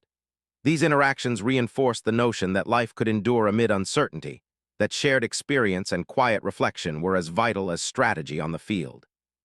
The narration emphasizes these human moments, allowing listeners to absorb both the weight and resilience of civilian life. Evenings brought a gentle calm, with households settling under the glow of lanterns or hearth fires. Conversations recounted the day's routines, reflected on minor victories, and expressed hope for continued stability. The soft cadence of daily life contrasted with the occasional distant sound of musket or drum, reminding listeners that the revolution was ongoing yet experienced most profoundly through patience, care, and thoughtful presence. Through these ordinary yet meaningful acts, the audience senses the emotional landscape of war without dramatized peaks. Courage is measured not in spectacle, but in persistence. Heroism lies in adaptation and endurance. By following families, merchants, and townspeople as they navigate uncertainty, listeners experience a human-centered perspective of conflict, one that maintains engagement while soothing the mind, preparing for reflection, contemplation, and eventually rest. As the revolution stretched across the colonies, its leaders recognized that survival and eventual victory could not rely solely on local resources. The fledgling Continental Army was young, inexperienced, and often poorly equipped. Beyond strategy and courage, they needed allies, nations willing to support their cause with resources, expertise, and perhaps most importantly, recognition. The pursuit of foreign support became a delicate art, a combination of diplomacy, persuasion, and patience, where words carried as much weight as armies. Delegates and envoys embarked on journeys to distant ports and courts, carrying letters and petitions that outlined grievances, articulated principles, and described the urgent needs of a people asserting their independence. In Paris, for instance, representatives carefully explained the philosophical and practical rationale for supporting the colonies. They emphasized shared interests, the potential for trade, and the alignment of ideals about governance and freedom. Each communication was crafted with care, anticipating questions, skepticism, and the subtle signals of trustworthiness. Negotiations unfolded in quiet chambers and candlelit rooms, often removed from the immediate attention of the public. Couriers delivered messages sealed with wax, their contents read slowly and with consideration. The risk of interception or misinterpretation added weight to each phrase, and envoys measured their language meticulously. Listeners can sense the tension of deliberation, not through sudden conflict, but through the slow accumulation of trust and understanding, a process that felt almost invisible yet profoundly consequential. France emerged as the most critical potential ally. Leaders there weighed their own national interests against the moral and strategic appeal of supporting a distant rebellion. French officials considered trade opportunities, the chance to weaken a rival power, and the broader implications of formal alliance. The correspondence was cautious yet curious. Colonists, envoys navigated these conversations with finesse, balancing frankness with respect, persistence with humility, and advocacy with patience. Each letter, each meeting was a step in a long, deliberate dance of diplomacy. Support also extended beyond France. Individuals in other European nations provided financial assistance, advice on military organization, and access to resources otherwise unavailable to the colonies. These contributions were often discreet, shared quietly to protect both donors and recipients. The revolution became a networked effort, dependent on connections, trust, and careful coordination. Listeners can imagine the subtle intrigue of distant correspondence, the excitement of receiving word of approval or aid, and the soft tension of waiting for confirmation or response. Back in the colonies, news of these diplomatic efforts circulated slowly. Meetings in taverns, letters read aloud in homes, and whispers in town squares conveyed the sense that the world beyond their shores was taking notice. The narrative emphasizes anticipation rather than action. The emotional impact comes from hope, planning, and the delicate possibility that distant nations could shape the outcome of local struggle. Citizens absorbed these developments with measured curiosity, aware that support could transform the path of the revolution, yet that uncertainty remained. The intricacies of diplomacy required patience. Envoys had to anticipate questions, objections, and negotiations that might stretch over months or years. Each interaction was a test of credibility, tact, and foresight. The audience is invited to follow these quiet processes, sensing the intellectual and strategic effort that underpinned seemingly simple announcements of aid or alliance. It was a war fought in salons and offices as much as on fields, demonstrating that human thought and negotiation could be as decisive as muskets or cannons. Trust, carefully cultivated, became the linchpin of this international effort. Colonists worked to demonstrate reliability, sincerity, and principle, while foreign powers evaluated potential benefits and risks. Small gestures, a precise phrase in a letter, a timely report, a personal appeal shaped perceptions, built relationships, and moved plans forward. Listeners are guided gently through these subtle interactions, understanding that diplomacy, patience, and thoughtful communication were themselves acts of strategy. Even as envoys pursued support abroad, the war continued at home. The coordination of alliances did not halt battles, nor did it erase the daily struggles of soldiers and civilians. Instead, it introduced new possibilities, providing hope, expanding resources, and creating a sense of interconnectedness that bridged continents. The revolution was no longer a local affair. It was part of a broader, global context, influenced by decisions made thousands of miles away, yet experienced intimately by colonists in towns and farms. In reflecting on alliances and support, the audience perceives the quiet power of trust and thoughtfulness. Major outcomes were shaped not only by courage on the battlefield, but by careful communication, planning, and relationships cultivated across oceans. The revolution's expansion into the international stage is portrayed not with dramatic intensity, but through anticipation, intellect, and subtle influence. For listeners, this section deepens understanding, expands scope, and sets the stage for larger-scale events, all while maintaining a calm, immersive rhythm. As winter descended upon Pennsylvania in 1777, the Continental Army settled into the quiet stillness of Valley Forge. Snow blanketed the ground and frost clung to trees and tents alike. The air was crisp, carrying the faint scent of wood smoke and the damp tang of frozen earth. Life in the camp was marked not by the chaos of battle, but by the subtle rhythm of endurance. Soldiers faced days that blended into nights, each moment demanding patience, persistence, and resilience in ways both physical and emotional. The cold was relentless. Muskets and uniforms offered little protection against the biting wind, and many soldiers wore layers patched and worn from previous campaigns. Hands stiffened from frost, feet blistered and wet from the frozen ground, yet the men persisted. Meals were sparse, often consisting of meager rations boiled over a small flame. Hunger gnawed quietly at morale, yet the army endured, driven by the shared sense of purpose that had carried them from the early skirmishes. Listeners are drawn into this atmosphere not through alarm, but through reflective observation, sensing the slow accumulation of trial and fortitude. Illness swept through the camp, invisible yet insistent. Smallpox, dysentery, and fever claimed attention and strength, testing both bodies and spirits. Yet even amid suffering, moments of care and camaraderie emerged. Soldiers tended one another, shared blankets, and offered quiet encouragement. Letters from home, arriving sporadically, reminded them of the lives and communities that waited beyond the frost-covered trees. The narration emphasizes these human details, guiding listeners gently through hardship without overwhelming tension. Training became a form of quiet triumph. General Washington, aware of the need to transform a fledgling army into a disciplined force, worked with Baron von Steuben and other experienced officers to instill routine, skill, and cohesion. Drills repeated in the morning cold, commands practiced until they became instinct, and formations honed into precision. These small victories, born of discipline and perseverance, became sources of morale. Strength grew not from dramatic action, but from repeated, intentional effort, a lesson in patience that resonated deeply within the army. Camaraderie softened the harshness of the winter. Soldiers shared stories by firelight, recounted experiences from home, and supported one another in ways both practical and emotional. Humor and companionship persisted in hushed tones, offering relief from monotony and hardship.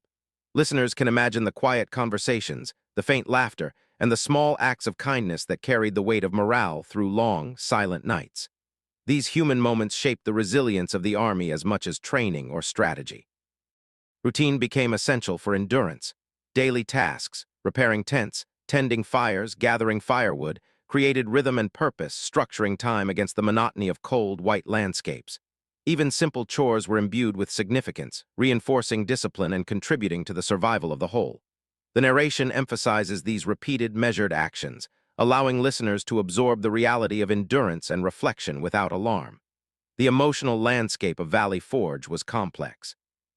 Soldiers confronted fear, uncertainty, and exhaustion, yet also experienced moments of pride, hope, and quiet determination. Victory was not measured in battles won, but in survival, adaptation, and incremental improvement. Listeners are invited to inhabit this space, sensing both the challenges and the quiet triumphs that emerge when patience and perseverance are tested to their limits. Letters and reports circulated in the camp, carrying encouragement from leaders and families alike. Each note reminded soldiers that their struggle was part of a larger story, that their endurance contributed to a cause beyond immediate suffering. Reflection became as important as action. Understanding the significance of hardship offered strength and purpose amid the biting cold. By the end of winter, the soldiers of Valley Forge had transformed through experience. The army that had arrived as scattered and inexperienced now carried the marks of endurance, discipline, and subtle confidence. Small victories, each drill, each shared meal, each act of care, had accumulated into a quiet, profound power. The revolution was progressing not only through strategy and alliances, but through the steadfast human spirit tested and honed in stillness. Listeners, guided by calm narration, feel the rhythm of this endurance. Strength, patience, and camaraderie emerge as powerful forces, demonstrating that growth often occurs in quiet, reflective spaces rather than in moments of spectacle. Valley Forge becomes more than a campsite. It is a testament to human resilience, patience, and the subtle ways in which courage and determination shape history. Amid the biting cold and relentless routine of Valley Forge, a subtle transformation began to take shape. The Continental Army, once a collection of inexperienced militias and local volunteers, slowly evolved into a disciplined and cohesive force. The change was not immediate or dramatic, but cumulative, shaped by patient instruction, repeated practice, and the steady hand of leadership that valued learning and coordination above impulse or bravado. General George Washington moved among the men with quiet purpose. His presence was steady, measured, and encouraging. He understood the fragility of morale and the importance of small successes, and he guided the army with patience rather than force. Soldiers watched him listen carefully to officers, offer gentle corrections, and walk among the ranks, reinforcing order and confidence. Each interaction was deliberate, demonstrating that leadership could inspire without loud proclamation or intimidation, a lesson in the subtle power of guidance. Baron von Steuben, a Prussian officer with experience in European warfare, introduced structured training that emphasized clarity, repetition, and precision. Drills were repeated until movements became instinctive. Soldiers learned to load and fire muskets with efficiency, execute formations with coordinated steps, and respond to commands with uniform timing. The focus was not on the drama of battle, but on the mastery of process. Listeners can imagine the rhythmic sound of footsteps across frozen ground, the faint commands carried on cold morning air, and the gradual perfection of action through repetition. Even minor tasks were imbued with significance. Cleaning and maintaining weapons, tending to camp arrangements, and practicing communication all contributed to the Army's overall effectiveness. Each soldier, through diligence and attention, became part of a larger organism, learning that their individual actions could influence collective success. The narrative emphasizes these incremental achievements, allowing listeners to absorb the sense of purpose and quiet accomplishment that grew steadily within the ranks. Training also fostered confidence. Men who had arrived at Valley Forge uncertain of their abilities discovered skill, strength, and resilience within themselves. Mistakes were met with instruction rather than scorn. Progress was measured patiently, and encouragement reinforced learning. Confidence emerged not from sudden victories, but from the accumulation of competence and understanding, a rhythm that the audience can follow at a gentle pace. Beyond technical skill, the process nurtured camaraderie and trust. Soldiers depended on one another during drills, learning to anticipate movements and respond as a unit. Mutual reliance strengthened bonds, creating a sense of shared purpose that extended beyond individual capability. Listeners are invited to feel this quiet cohesion, appreciating the way human connection amplifies strength without the need for overt conflict or spectacle. The psychological aspect of training was as important as the physical. Routine and structure offered stability amid uncertainty, reducing anxiety and instilling a sense of progress. Soldiers learned to trust not only their own abilities, but also the judgment and guidance of their leaders.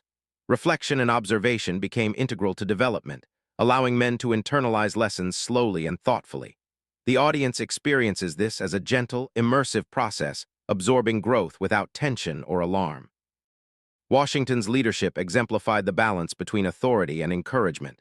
He emphasized that mistakes were part of learning, and that perseverance mattered as much as precision. Soldiers responded to this approach with steady improvement, internalizing discipline while maintaining morale. The transformation of the army unfolded quietly but persistently, a testament to the effectiveness of deliberate guidance and patient effort. Through repeated practice, careful instruction, and mutual reliance, the Continental Army emerged from Valley Forge not merely as a collection of men, but as a transformed force. Discipline, skill, and confidence had grown in tandem, providing the foundation for future engagements. The revolution advanced through preparation, patience, and reflection, proving that readiness itself could be a form of heroism. Listeners, guided by calm narration, witnessed the unfolding of transformation as a slow, absorbing progression.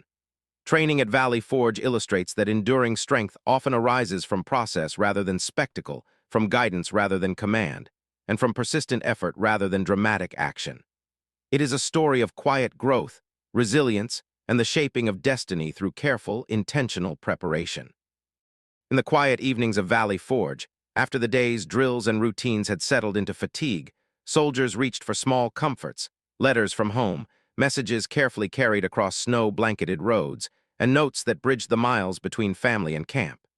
Each letter was more than ink on paper.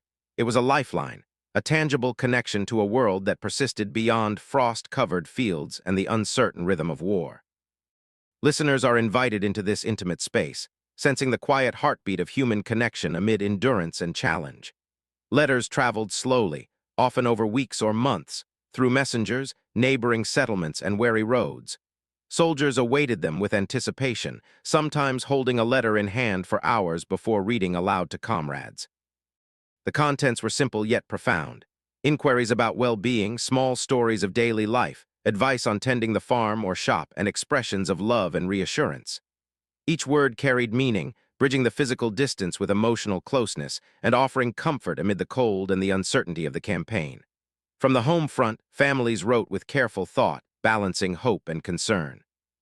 Parents described chores and routines, siblings shared minor achievements, and spouses expressed longing without despair. Each letter was crafted to reassure, to maintain strength, and to provide glimpses of continuity in life beyond the encampment.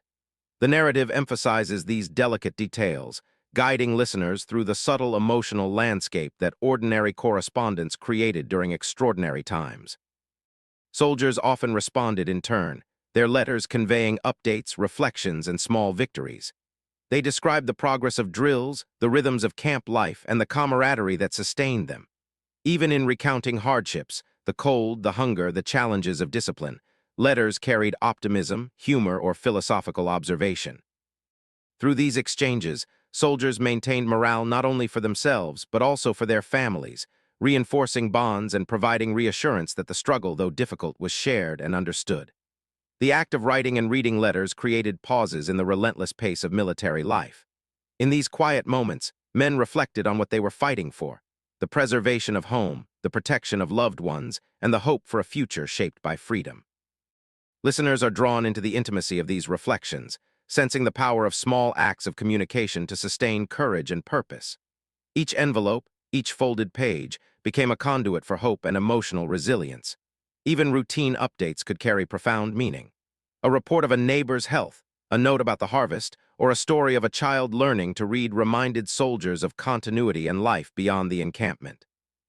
These details, seemingly minor, reinforced the value of endurance and patience, highlighting that human experience persisted amid the vast sweep of history. The audience is guided gently, experiencing the intertwining of personal and historical narrative as a source of calm engagement. Letters also conveyed collective experiences. Soldiers shared anecdotes about camp life, observations about drills, or reflections on the weather and terrain. Families offered encouragement, advice, and sometimes humor, creating a shared narrative that strengthened community bonds even across distance. The repetition of correspondence, the anticipation of arrival, and the careful reading aloud nurtured both patience and reflection, reinforcing the rhythm of life within the extraordinary circumstances of war. The emotional resonance of these exchanges was subtle but enduring. Hope emerged quietly, interwoven with concern and longing. Anxiety was acknowledged yet tempered with reassurance. Resilience grew in small increments, nurtured by the constancy of communication and the knowledge that bonds remained intact. Listeners experienced this as a gentle emotional arc, allowing empathy and connection to flourish without urgency or alarm. Through letters, the human dimension of the revolution becomes vivid. Strategy, tactics, and battles exist alongside tender, personal narratives. The audience is invited to feel both the individual and collective stakes, understanding that the endurance of the army relied as much on emotional connection as on skill or leadership. In this way, correspondence bridges private life and public history, illuminating the quiet persistence that underpins grand events. By winter's end, the letters had accumulated into a tapestry of experience. Joy, concern, hope, humor, and reflection interwoven with the shared journey of revolution. Soldiers and families were linked across space and time, their words reinforcing patience, perseverance, and understanding. For listeners, these moments provide a calm, immersive perspective on history, highlighting the strength of human connection and the quiet power of empathy. The revolution is experienced not only through strategy or conflict, but through the tender, enduring presence of words exchanged across distance, sustaining courage and resilience in both writer and reader. As winter loosened its grip on the colonies, the Continental Army began to experience the subtle power of strategic victories. These were not sudden, overwhelming triumphs, but carefully measured successes that shifted momentum and fostered hope. At Trenton, for instance, the quiet determination of soldiers navigating icy roads and frozen rivers set the stage for an unexpected advantage. Listeners are invited to imagine the mist rising over the Delaware River, the soft crunch of footsteps on ice, and the deliberate coordination that preceded the engagement. Every move was precise, each choice weighed for maximum effect. The surprise at Trenton was a lesson in planning and patience. Soldiers crossed in darkness, guided by careful observation and knowledge of the terrain.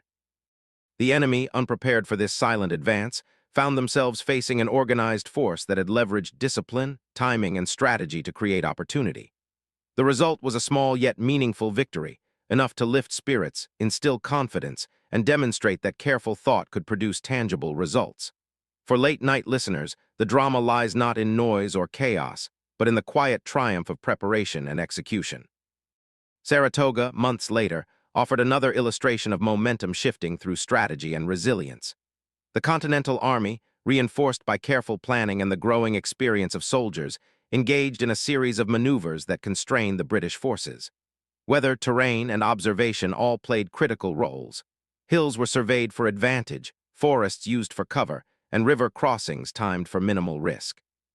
Each step was deliberate, each decision informed by the lessons of prior hardship. Listeners can follow this rhythm, sensing the subtle escalation of stakes without sudden alarm.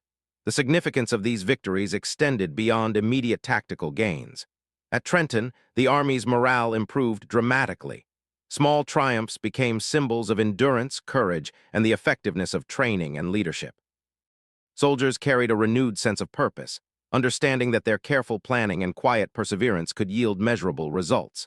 At Saratoga, the capture of key British forces demonstrated that coordination, observation, and patience could change the trajectory of the conflict.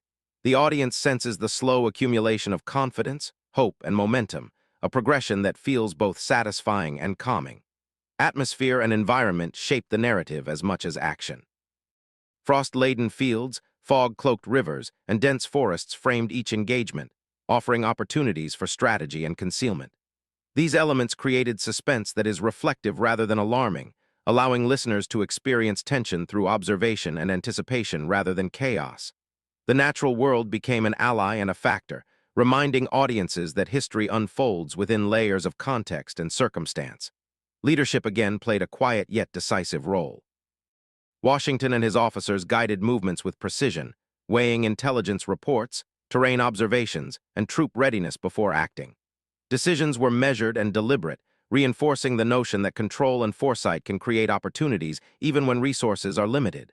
Listeners are drawn into this careful orchestration, experiencing the satisfaction of strategic thought executed successfully.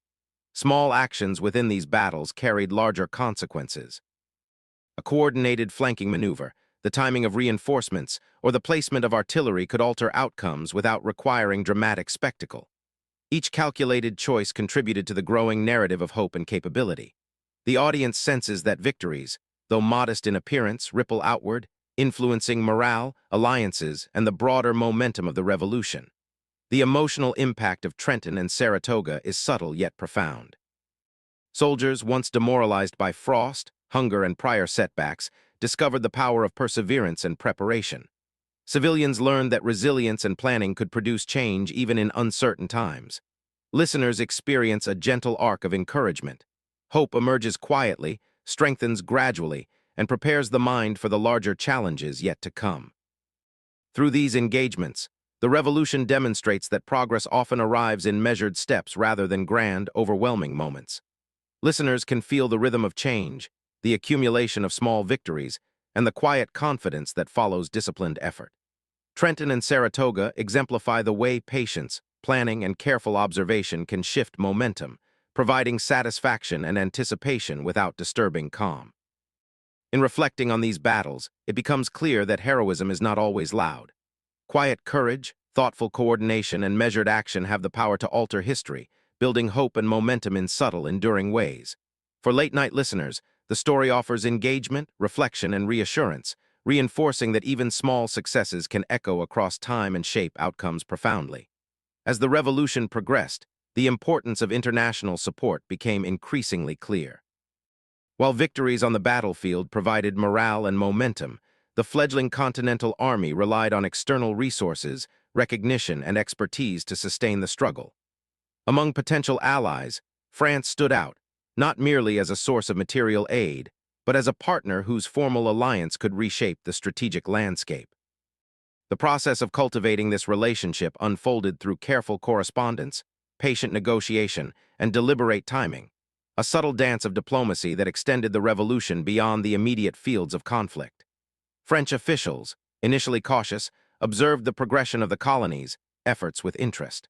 Letters, emissaries, and reports conveyed both the grievances of the Americans and the principles underlying their quest for independence. Envoys presented arguments framed with precision, emphasizing shared philosophical ideals, mutual benefit, and the practical advantages of intervention. For listeners, the narrative evokes the quiet intensity of this intellectual and strategic exchange. Patience, persuasion, and attention to detail became as powerful as muskets and cannons. Negotiation was layered with subtlety.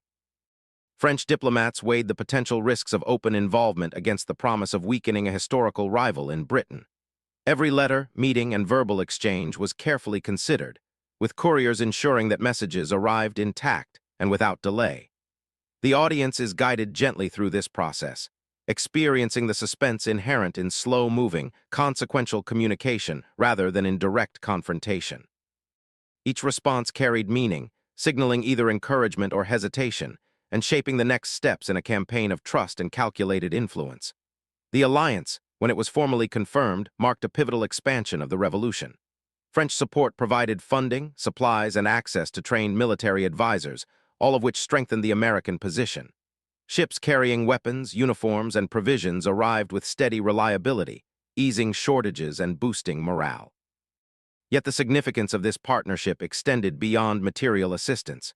It represented international recognition of the colonies, legitimacy, a symbolic confirmation that their cause resonated across oceans. Listeners can appreciate the quiet weight of this acknowledgement, understanding that the flow of support was as much psychological as it was practical. Correspondence remained central to sustaining trust and coordination. Letters crossed the Atlantic with regularity, each one crafted to convey careful thought, gratitude, and strategic insight.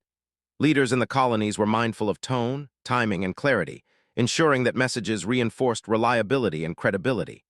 Envoys and diplomats monitored responses, interpreting nuance and adjusting their approach to maintain momentum.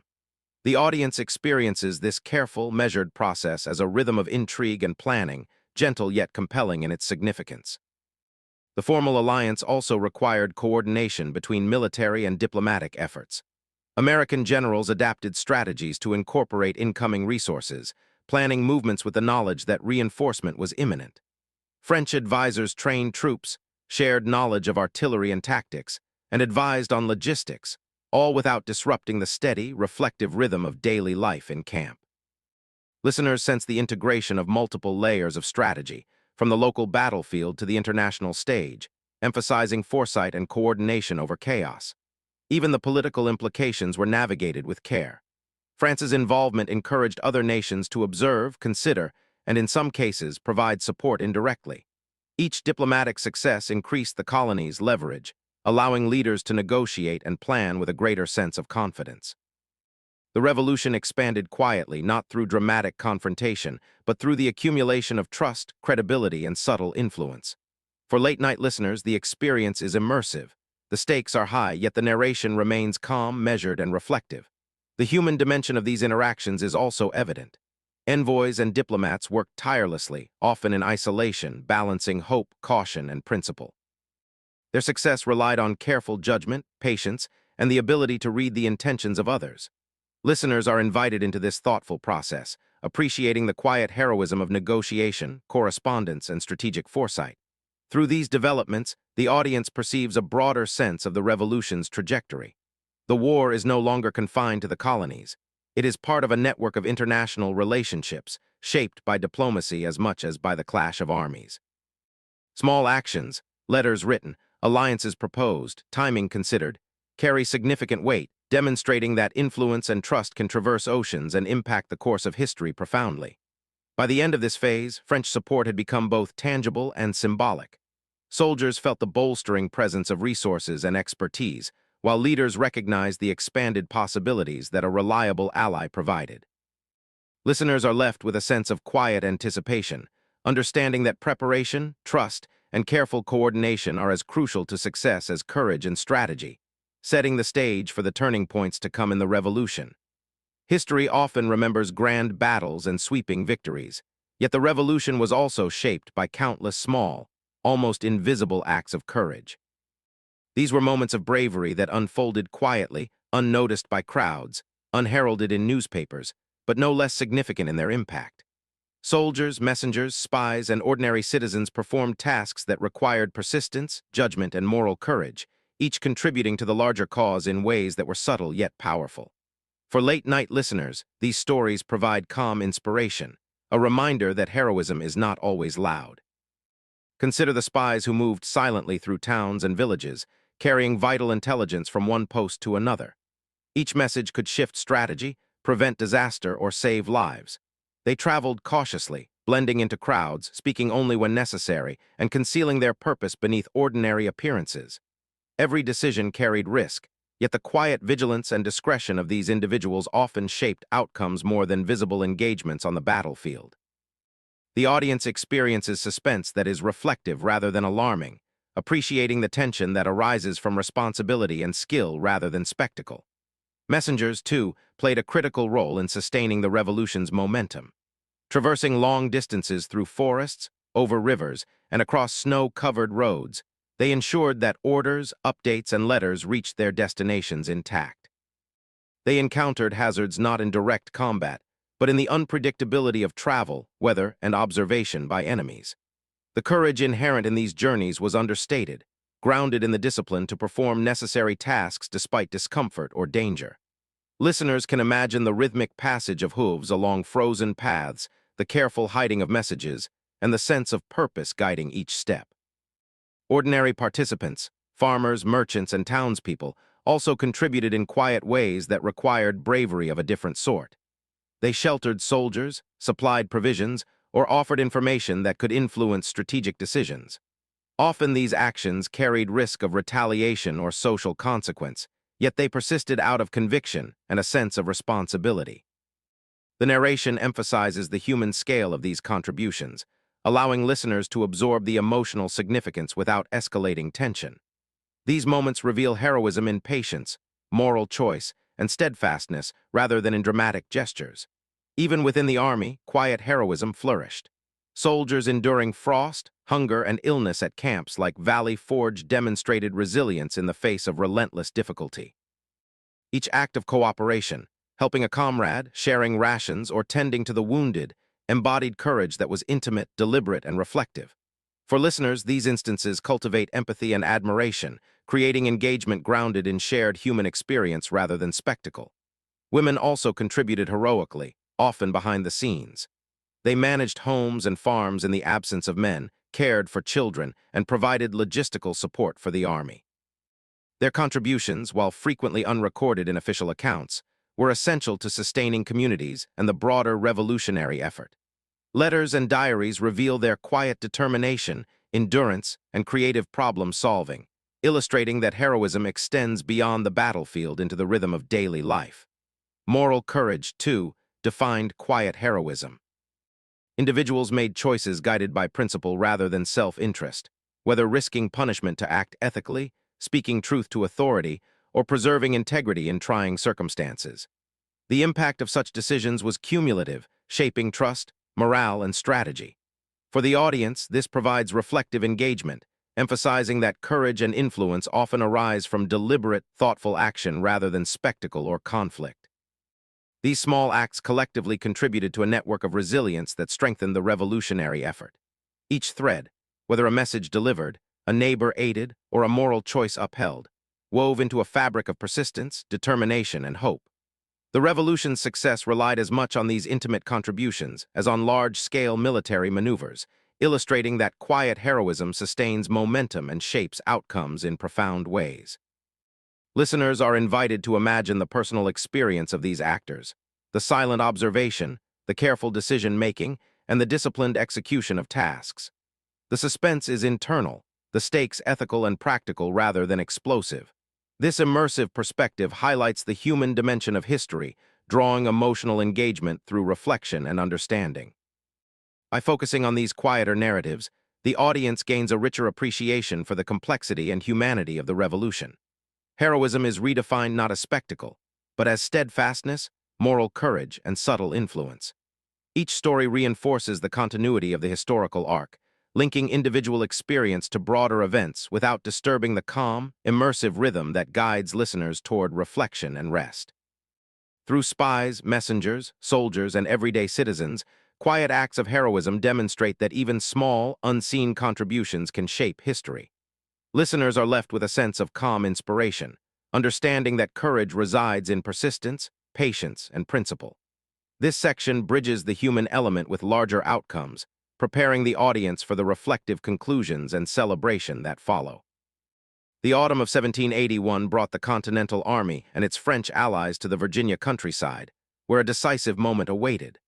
The siege of Yorktown was not marked by the chaos of continuous battle, but by careful planning, coordination, and patience. The army surrounded the British forces with deliberate precision, constructing fortifications, observing enemy positions, and coordinating movements across both land and sea. Listeners are invited to imagine the soft hum of activity, the creaking of wheels, the measured steps of soldiers, and the rustle of tents and encampments under a crisp autumn sky. Strategy dominated the days more than combat. Leaders from both sides assessed terrain, supply lines, and timing, calculating options with care. The Americans, guided by experience gained through years of training and hardship, approached each movement with restraint, ensuring that every action reinforced the larger goal. French allies contributed expertise, their ships positioned to block escape or reinforcement, while artillery placements gradually constrained the British positions. Each adjustment, each inspection was deliberate and measured, creating an atmosphere of controlled anticipation rather than sudden alarm. The British, aware of the encirclement, faced growing pressure that was psychological as much as tactical. The slowly tightening net around Yorktown created a sense of inevitability, though the resolution was not immediate. Listeners can feel the tension through observation and patience, rather than through dramatized violence. The siege demonstrates that history can turn decisively in quiet, structured ways, where patience and coordination replace spectacle. Troops endured long days of preparation, digging trenches, reinforcing lines, and sharing information across units. The rhythm of work created a reflective pace, emphasizing endurance, discipline, and collective effort. Every contribution mattered, whether carrying supplies, tending artillery, or relaying messages. For the audience, the narrative highlights how careful orchestration, rather than chaos, brought the conflict to its conclusion, underscoring the power of planning and human diligence. The culmination of these efforts was gradual yet profound. British surrender at Yorktown was not accompanied by sudden, sweeping celebration, but by the recognition of months of careful strategy coming to fruition. Soldiers, officers, and allies experienced relief and quiet satisfaction, understanding that perseverance, coordination, and patience had delivered success. Listeners can feel this resolution gently, appreciating the emotional and historical weight of the moment without the need for dramatic peaks. Correspondence and reports traveled swiftly to inform leaders elsewhere of the unfolding outcome. The surrender resonated across the colonies and abroad, confirming the effectiveness of alliances, strategic planning, and human resolve. Civilians, too, absorbed the news with calm reflection, sensing that a long struggle was approaching closure, and that daily life could gradually resume in a transformed landscape. The emotional impact of Yorktown was subtle but enduring. Hope, relief, and quiet triumph intertwined, marking the end of a prolonged journey. Soldiers and citizens alike recognized the significance of the achievement, understanding that victory was the product of sustained effort, collaboration, and disciplined endurance. The audience experiences this as a gentle climax. History resolves through thoughtful action rather than spectacle, providing satisfaction without overstimulation. Even in the final days, leadership and human connection remained central. Officers guided retreating or surrendering forces with care, ensuring order and minimizing unnecessary risk.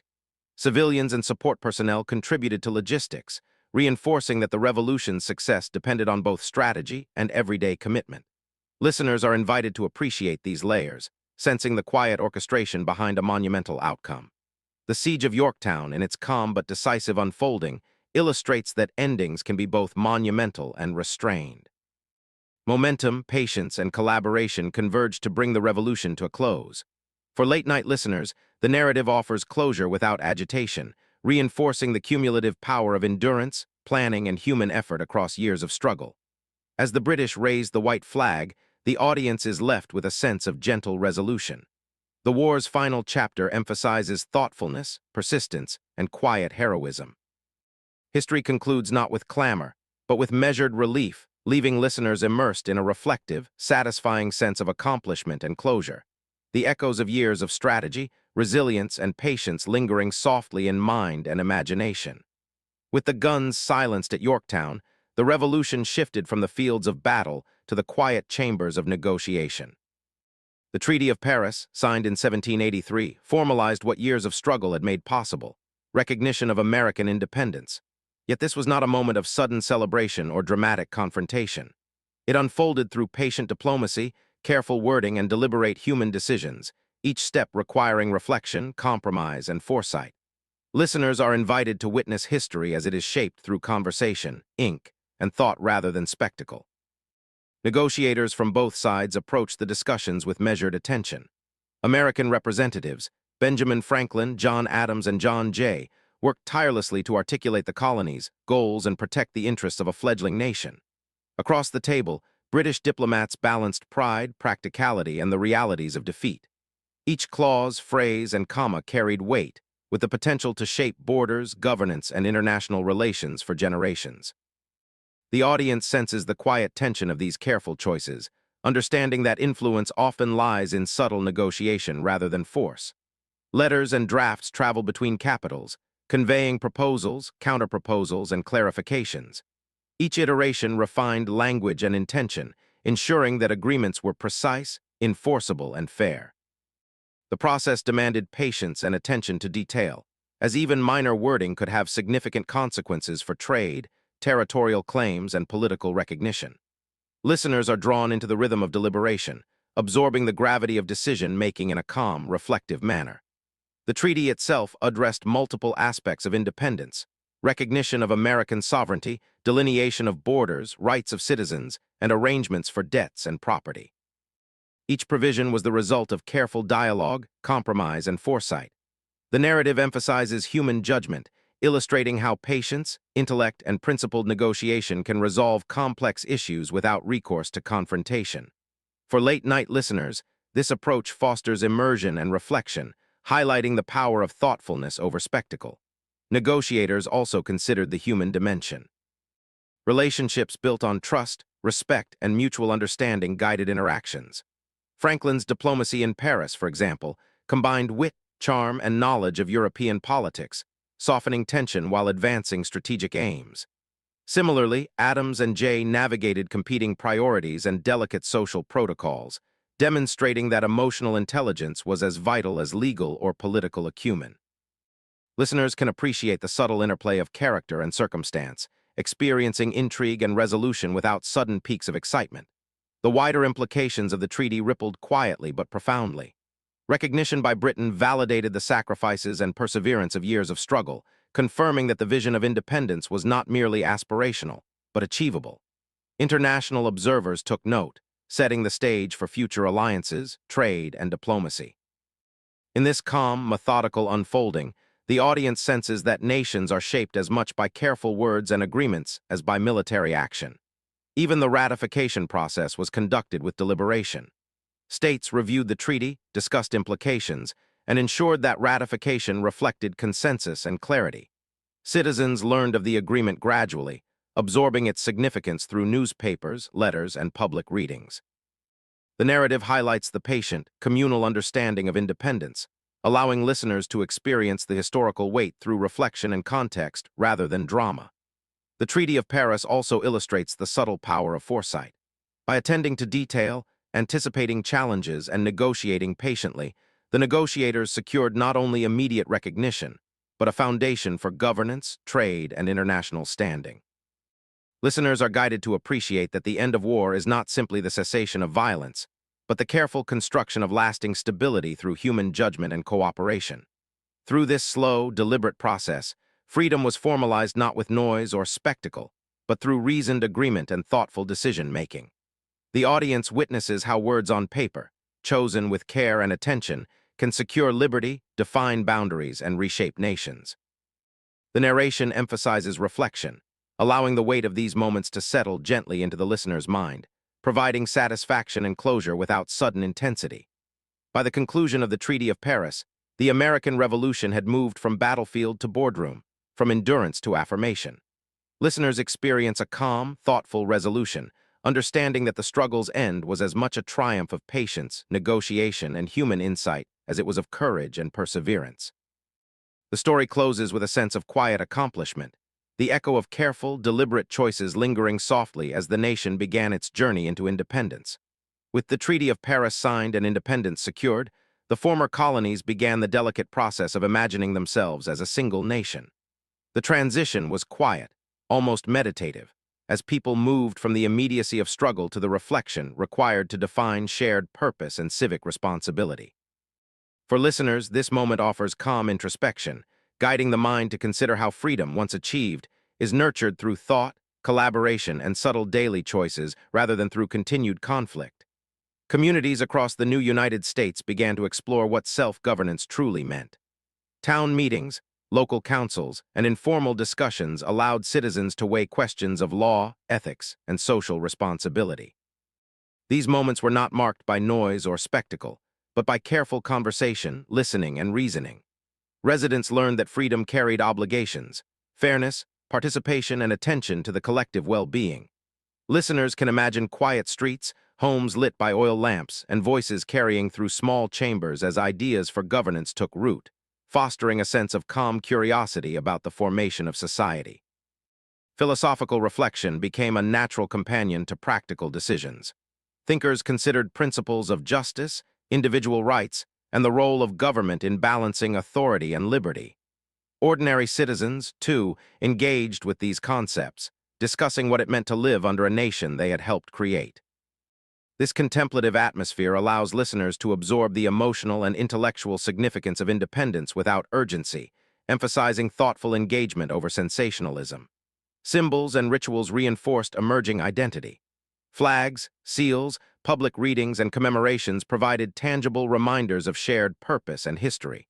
These acts, though subtle, helped cultivate unity and a sense of belonging. Listening to these stories late at night, one can sense the quiet reassurance that collective identity grows from repeated, deliberate actions, creating cohesion without fanfare. Each gesture, each observance, became a thread in the fabric of a nation learning to be itself. Leadership continued to guide this formative period. Figures like George Washington, now a symbol of steady resolve, exemplified the balance of authority and humility necessary for a nation finding its footing. Decision-making involved consultation, patience, and reflection, modeling behavior for citizens and illustrating that governance required more than ambition. It demanded thoughtfulness, empathy, and responsibility. Listeners are drawn into this rhythm, feeling the calm progression of society learning to function through reason and care. Education, civic engagement, and the sharing of ideas became central to shaping identity. Newspapers, pamphlets, and informal gatherings encouraged discussion, reflection, and understanding of shared principles.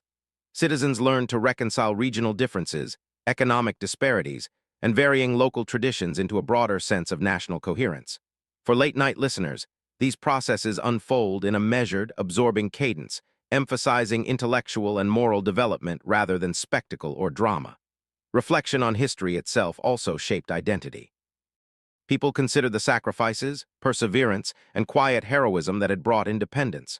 Memories of endurance at Valley Forge, the strategic patience at Yorktown, and the careful diplomacy of Paris reminded citizens that freedom was neither instantaneous nor inevitable. It was cultivated through sustained effort and thoughtful choices. Listeners can feel a gentle reverence for the past, understanding that collective experience forms the foundation for present and future action. Shared values and civic responsibility emerged as guiding principles.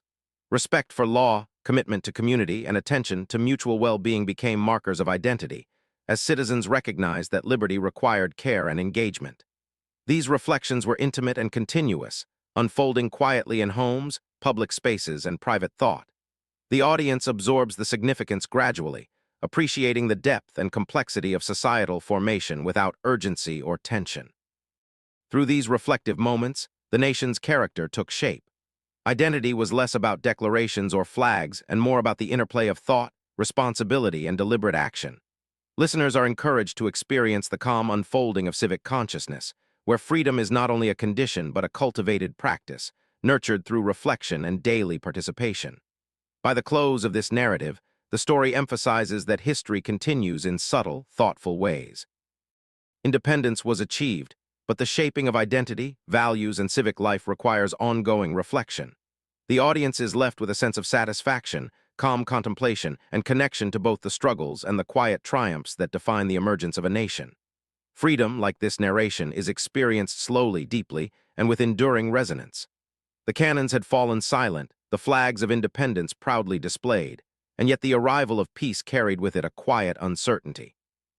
For years, the colonies had defined themselves by struggle, by the rhythm of training, the coordination of battles, and the suspense of negotiation. Now, with the revolution concluded, a different kind of challenge emerged, learning to exist in freedom without the familiar cadence of conflict. Listeners are invited to feel the subtle tension of this transition, a calm curiosity about what life truly means when the immediate threat has vanished. Streets and towns seemed both familiar and transformed. Families returned from displacement, soldiers from long encampments, and merchants reopened shops that had long been shuttered. Yet the air carried a strange stillness, a sense of newness that was both hopeful and disorienting. Citizens moved carefully, weighing choices and responsibilities that had previously been determined by circumstance. The audience senses the delicate shift from action to contemplation, experiencing the slow rhythm of a society awakening to self-governance. Daily routines were redefined in the absence of war. Farmers tended fields without worry of raids, artisans pursued work unimpeded by troop movements, and children grew in an environment gradually shedding the shadow of conflict. Yet even in these quiet activities, responsibility weighed heavily. Freedom brought questions: how to govern fairly, how to ensure justice, how to create structures that would endure. Listeners are guided through these reflective moments, sensing the weight of decision-making in the stillness that follows struggle. Leaders faced challenges they had never encountered in the heat of battle. Figures like George Washington and other statesmen turned their attention to political, legal, and social frameworks. Decisions now involved balance and foresight, not immediate action or survival. Assemblies met to draft constitutions, define laws, and establish the foundations of governance. Every choice carried consequence, and listeners feel the careful deliberation required, the kind of thoughtful pacing that invites calm engagement and introspection. Civilians, too, experienced an inner adjustment. The exhilaration of victory gradually gave way to reflection and contemplation. People evaluated their place in this new nation, considering both personal freedom and collective responsibility. Communities held meetings, discussions, and local councils, learning that democracy was not inherited. It was built slowly, through conversation, compromise, and patience. For late-night listeners, this provides gentle curiosity and emotional grounding, illustrating that history continues quietly after dramatic events conclude. The economy required careful attention. Trade routes, supply chains, and local markets needed restoration and innovation. Merchants balanced optimism with caution, and farmers navigated both opportunity and uncertainty. Daily life became a careful dance, where ordinary decisions carried the weight of sustaining independence. The audience can absorb this as a rhythmic unfolding, imagining the steady pulse of life resuming while society recalibrates itself. Even culture and identity were in flux. Songs, stories, and celebrations commemorated the struggle, embedding memory and reflection into everyday life. Yet these expressions were subtle, intimate, and measured rather than ostentatious. Through them, citizens processed the past, honored sacrifice, and reinforced shared values. Listeners are drawn into the texture of this human experience, sensing continuity and connection as essential elements of nation building. Emotional adjustment was also gradual. Relief intertwined with uncertainty, hope mingled with caution. Families reconnected slowly, soldiers reoriented themselves to civilian life, and leaders contemplated the delicate balance of liberty and order. The audience experiences this duality as a gentle ebb and flow of reflection, absorbing both the calm and the lingering tension that accompanies profound change. In these early days of peace, the nation learned that independence was not an endpoint but a beginning. Structures, values, and shared understanding required cultivation, patience, and careful attention. Listeners are guided through the nuances of this awakening, feeling the calm rhythm of society finding its footing and the subtle anticipation of what the future might hold. By the close of this section, the audience senses the quiet emergence of a new order, a nation and its people awakening to freedom, responsibility, and self-determination. Story encourages reflection, gentle curiosity, and emotional closure, preparing listeners to experience the concluding chapters with calm satisfaction and thoughtful resonance. Victory carries a gentle satisfaction, yet beneath its calm surface lies the quiet weight of sacrifice. The American Revolution, for all its ideals and triumphs, exacted a toll measured not just in lives, but in transformed landscapes, disrupted communities, and the testing of principles that had once seemed abstract. For late-night listeners, this section provides reflective depth, inviting contemplation without overwhelming emotion, balancing historical realism with soothing narration. Every battlefield bore witness to human loss. Soldiers succumbed to wounds, disease, and exhaustion. Their absence was felt in homes, villages, and towns across the 13 states. Families adjusted, taking on responsibilities that once fell to fathers, sons, or brothers. Listeners are guided gently through these personal stories, imagining the quiet grief and resilience that permeated daily life. This is not a dramatization of violence, but a reflective acknowledgement of sacrifice, allowing empathy to unfold calmly and naturally. Communities themselves were reshaped. Fields that once yielded harvest were sometimes scarred by movement of troops or military encampments. Towns adjusted to the presence of returning soldiers, shortages, and the slow rebuilding of commerce. Everyday life was interrupted, and ordinary routines required patient adaptation. The narration emphasizes human endurance and continuity, allowing listeners to absorb the magnitude of change through reflection rather than alarm. Ideals, too, were tested. Liberty, equality, and justice were not automatic outcomes of victory. Leaders and citizens confronted the complexity of transforming philosophical principles into practical governance. Disagreements, compromise, and ethical deliberations became part of the new social fabric. For listeners, this conveys the subtle tension between aspiration and reality, highlighting the mental and moral work required to sustain a nation without creating anxiety or agitation. The emotional landscape of the revolution was varied. Hope, pride, sorrow, and doubt intertwined quietly, shaping the character of individuals and communities. Letters, diaries, and oral accounts preserved these layers, offering insight into the human dimension of change. Listeners can experience these nuances in a soothing rhythm, understanding that progress is both rewarding and demanding, and that reflection is a natural companion to achievement. Economic cost was also significant. Trade had been disrupted, debts incurred, and infrastructure strained. Merchants, farmers, and artisans navigated scarcity while planning for recovery. These adjustments required patience and careful planning, reinforcing that the consequences of revolution extended beyond the battlefield into everyday life. The audience is invited to follow these processes with calm curiosity, appreciating the cumulative impact without feeling overwhelmed. Even cultural and social norms were influenced by the struggle. Roles shifted, relationships evolved, and communities re-examined traditions in light of newfound independence. Listeners sense that the revolution's consequences were lived quietly, in conversations, domestic decisions, and the rhythms of daily labor. Through these subtle transformations, the narrative conveys that the cost of change is pervasive yet experienced gently in ordinary moments. Yet amidst loss and challenge, there were enduring lessons. Courage, perseverance, and moral conviction shaped the new nation's identity. Individuals recognized the value of patience, collaboration, and principled action. These quiet victories of spirit and character complemented tangible successes on the battlefield, allowing listeners to reflect on meaning and consequence without discomfort. The section emphasizes balance. The revolution's cost is acknowledged, yet it is framed within the broader context of resilience and achievement. Pain and sacrifice coexist with hope, creating a nuanced portrait that engages late-night thinkers emotionally while maintaining calm immersion. Listeners are encouraged to consider the weight of history thoughtfully, experiencing the depth of human effort and the echoes of courage that persisted long after the final shots were fired. Ultimately, the cost of the revolution illustrates that freedom is neither easy nor free.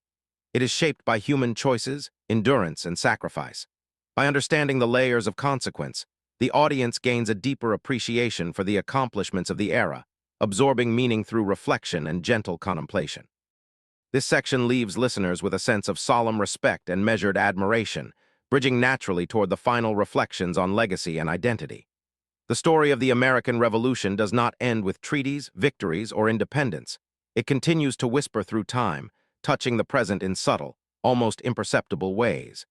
Streets, towns, and institutions carry traces of decisions made centuries ago. For listeners, this section offers a soothing descent into reflection, where history gently fades into daily life, allowing the mind to absorb the weight of events without urgency or stimulation. Monuments, museums, and preserved battlefields serve as quiet reminders of sacrifice and endurance. Yet even beyond physical markers, the revolution lives in ideas, principles of freedom, civic responsibility, and deliberative governance that shape society in ongoing, understated ways. Citizens go about routines unaware of how deeply history informs their choices, yet these echoes persist in law, culture, and civic expectations. Listeners can drift comfortably through this continuum, sensing continuity rather than tension. Language itself preserves the revolution's resonance. Words penned in pamphlets, letters, and official documents continue to influence thought, teaching patience, reasoning, and reflection. The Declaration of Independence, for example, is read not only for its historical significance, but for its enduring philosophy, reminding citizens and listeners alike that freedom and responsibility coexist. The narration allows these ideas to settle gently in the mind, creating both engagement and calm. Society carries invisible patterns shaped by those early decisions. Local governance, political debate, and civic engagement echo the deliberative processes first cultivated in town halls and congresses. Systems of checks and balances, negotiation, and dialogue remain integral to sustaining collective life. Listeners are invited to notice these quiet continuities, realizing that history is not distant. It is lived daily, often without conscious acknowledgement. Cultural memory, too, acts as a bridge between past and present. Stories of heroism, endurance, and moral choice are passed through families, schools, and communities, shaping character and values. They are not always loud or celebrated. Instead, they seep gently into imagination and understanding. The audience experiences this transmission of memory as a calm, reflective current, reinforcing the connection between individual lives and historical continuity. Modern governance, law, and civic expectations subtly embody lessons learned from the revolution. Patience, negotiation, and ethical deliberation continue to guide collective decisions, reminding listeners that the achievements of the past are not frozen in time, but are active frameworks shaping behavior today. The narrative emphasizes process over spectacle, helping the mind relax into awareness without overstimulation. Even ordinary objects carry echoes. Town squares, libraries, and schools exist within landscapes first shaped by citizens seeking self-determination. Names of streets, commemorative events, and shared holidays serve as quiet markers of continuity. Listeners are guided to observe these echoes gently, imagining the layers of history beneath everyday life, fostering a meditative awareness of time and human effort. The revolution's lessons extend beyond governance and civic structures. They touch individual behavior, encouraging reflection, moral courage, and patience. Choices, large and small, are informed by a legacy of perseverance and deliberate thought. By noticing these subtle influences, the audience experiences history as a soft presence, one that informs life without urgency, tension, or distraction. As night deepens, the story invites the mind to drift, carrying with it a sense of continuity, resilience, and quiet admiration. The revolution's echoes are gentle companions to reflection, offering closure not through dramatic imagery or emotional peaks, but through understanding, absorption, and calm acknowledgement of human endeavor across time. Listeners feel the weight of history settle softly, as the present is embraced as a living continuation of past effort and choice. By the end of this reflection, the audience is left in a state of gentle contemplation. The revolution's legacy is complete, yet ongoing, woven seamlessly into the patterns of daily life, thought, and civic engagement. The narrative closes with tranquility, allowing rest to come naturally while maintaining subtle emotional satisfaction and a sense of historical connection.